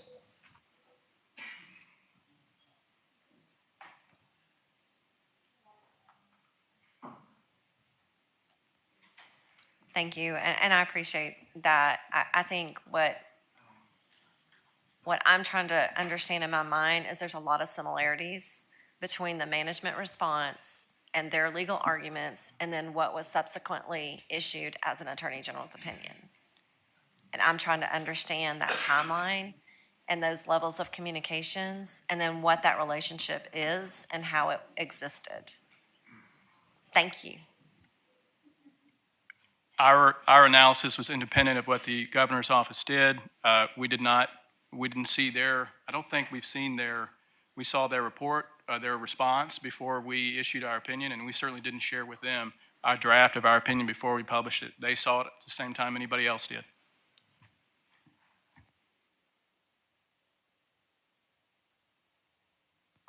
Did you want to say at some point? Go ahead. Senator Irvin, and I'm not for sure if this answers part of your question, but I think the thing that's brought out today is that there probably needs to be some clarification in the laws as it relates to the accounting and budgetary laws of the state of Arkansas. We've operated for some 50 years and under the assumption that constitutional offices are considered state agencies unless they're specifically exempt under those laws. And if that is not the case, then we believe that the General Assembly should clarify what accounting and budgetary laws elected officials need to be held to. Do they need to be held to the same budgetary and accounting laws as all other employees, or is there a different set? And I think that would we try to audit to the laws, and that would make our job a lot easier and avoid some of this. Senator Hammer, you're recognized. One quick question for AG, and just help me get my mind around something. So because the AG has inserted itself and has sat in on these meetings, and if this thing ended up in litigation where legislative audit had to be called into court, represented, would the AG now be precluded from being able to assist legislative audit, and we'd have to get outside counsel because you'd be representing the governor's office on this? Or play that out for me just so I get my mind around it. Yeah, it depends on how that case progresses, whether we would have a conflict. If we did have a conflict, then of course we would not continue in any kind of representation in that case. It's hard to see how that conflict would arise. It would depend on who would be the plaintiff, who would be the defendant, what the claims would be. So it's hard for me to answer that without any more facts. And you wouldn't be able to represent the governor or us, either one? In a lawsuit about if this thing gets drug into court somehow, through going to the prosecuting attorney, just any possibility of that? I don't think so. All right, thanks. Senator Chesterfield, you're recognized. I move immediate consideration. What? Go to one. There's not a motion on the floor to be immediately considered, so I think she said hurry up and find one.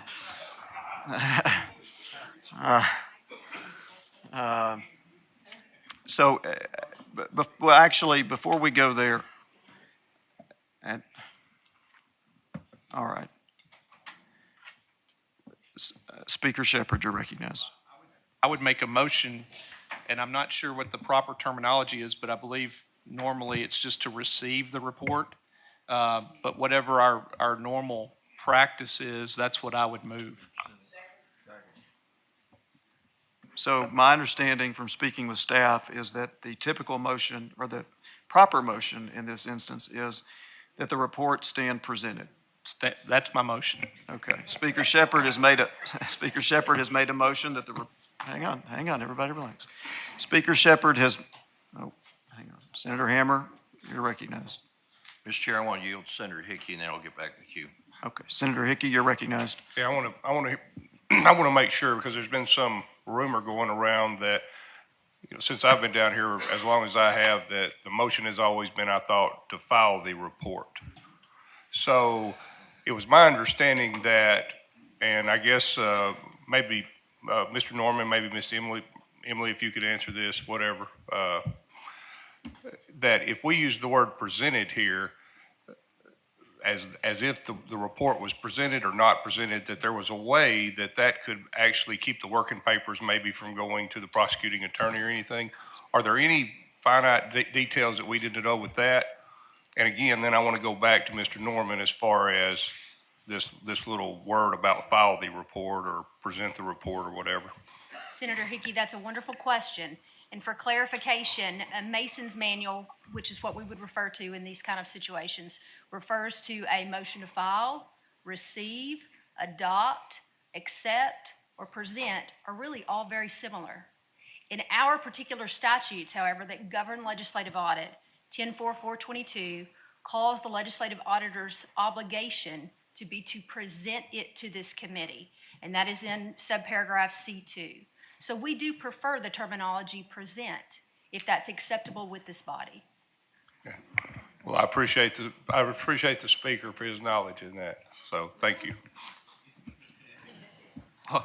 Well, I'd like to point out that I deferred to staff as to what the nature and specifics of the motion is. My intent is that it be handled consistently with what has been the past practice, and I think that's important. Again, going back to my earlier comments about how this audit has been presented, and that's why I asked staff as to the terminology, and that's why that's my motion. If I may, Mr. Chair, in brief response to that, Speaker, so in accordance with that statutory obligation that I just stressed for you all, once a report is presented to this body by the auditor, at that point, our working papers become subject to FOIA. So that's why it's important, in our opinion, and mine as legal counsel for this agency, that the terminology be correct, because this is such a highly regarded report in that regard as far as the notoriety attached to it. So at the point that it is presented and either accepted, filed, adopted, received, or presented, you all acknowledge presentment, at that point, our working papers are subject to FOIA. So that, once again, that was my understanding, is that the proper motion here would be that the report stand presented. Speaker Shepard has made a motion that the report stand presented. Is there a second? Senator Chesterfield, actually, I want to make sure everybody is recognized. So Senator Chesterfield, you're I recognized. move immediate consideration. All right. That's a proper motion. It's non-debatable. There was a second. I want to make sure that we had a second. Second, Senator Hester.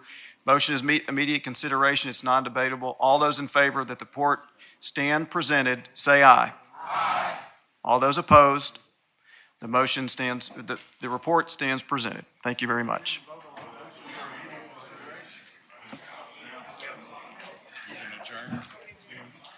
This meeting is adjourned.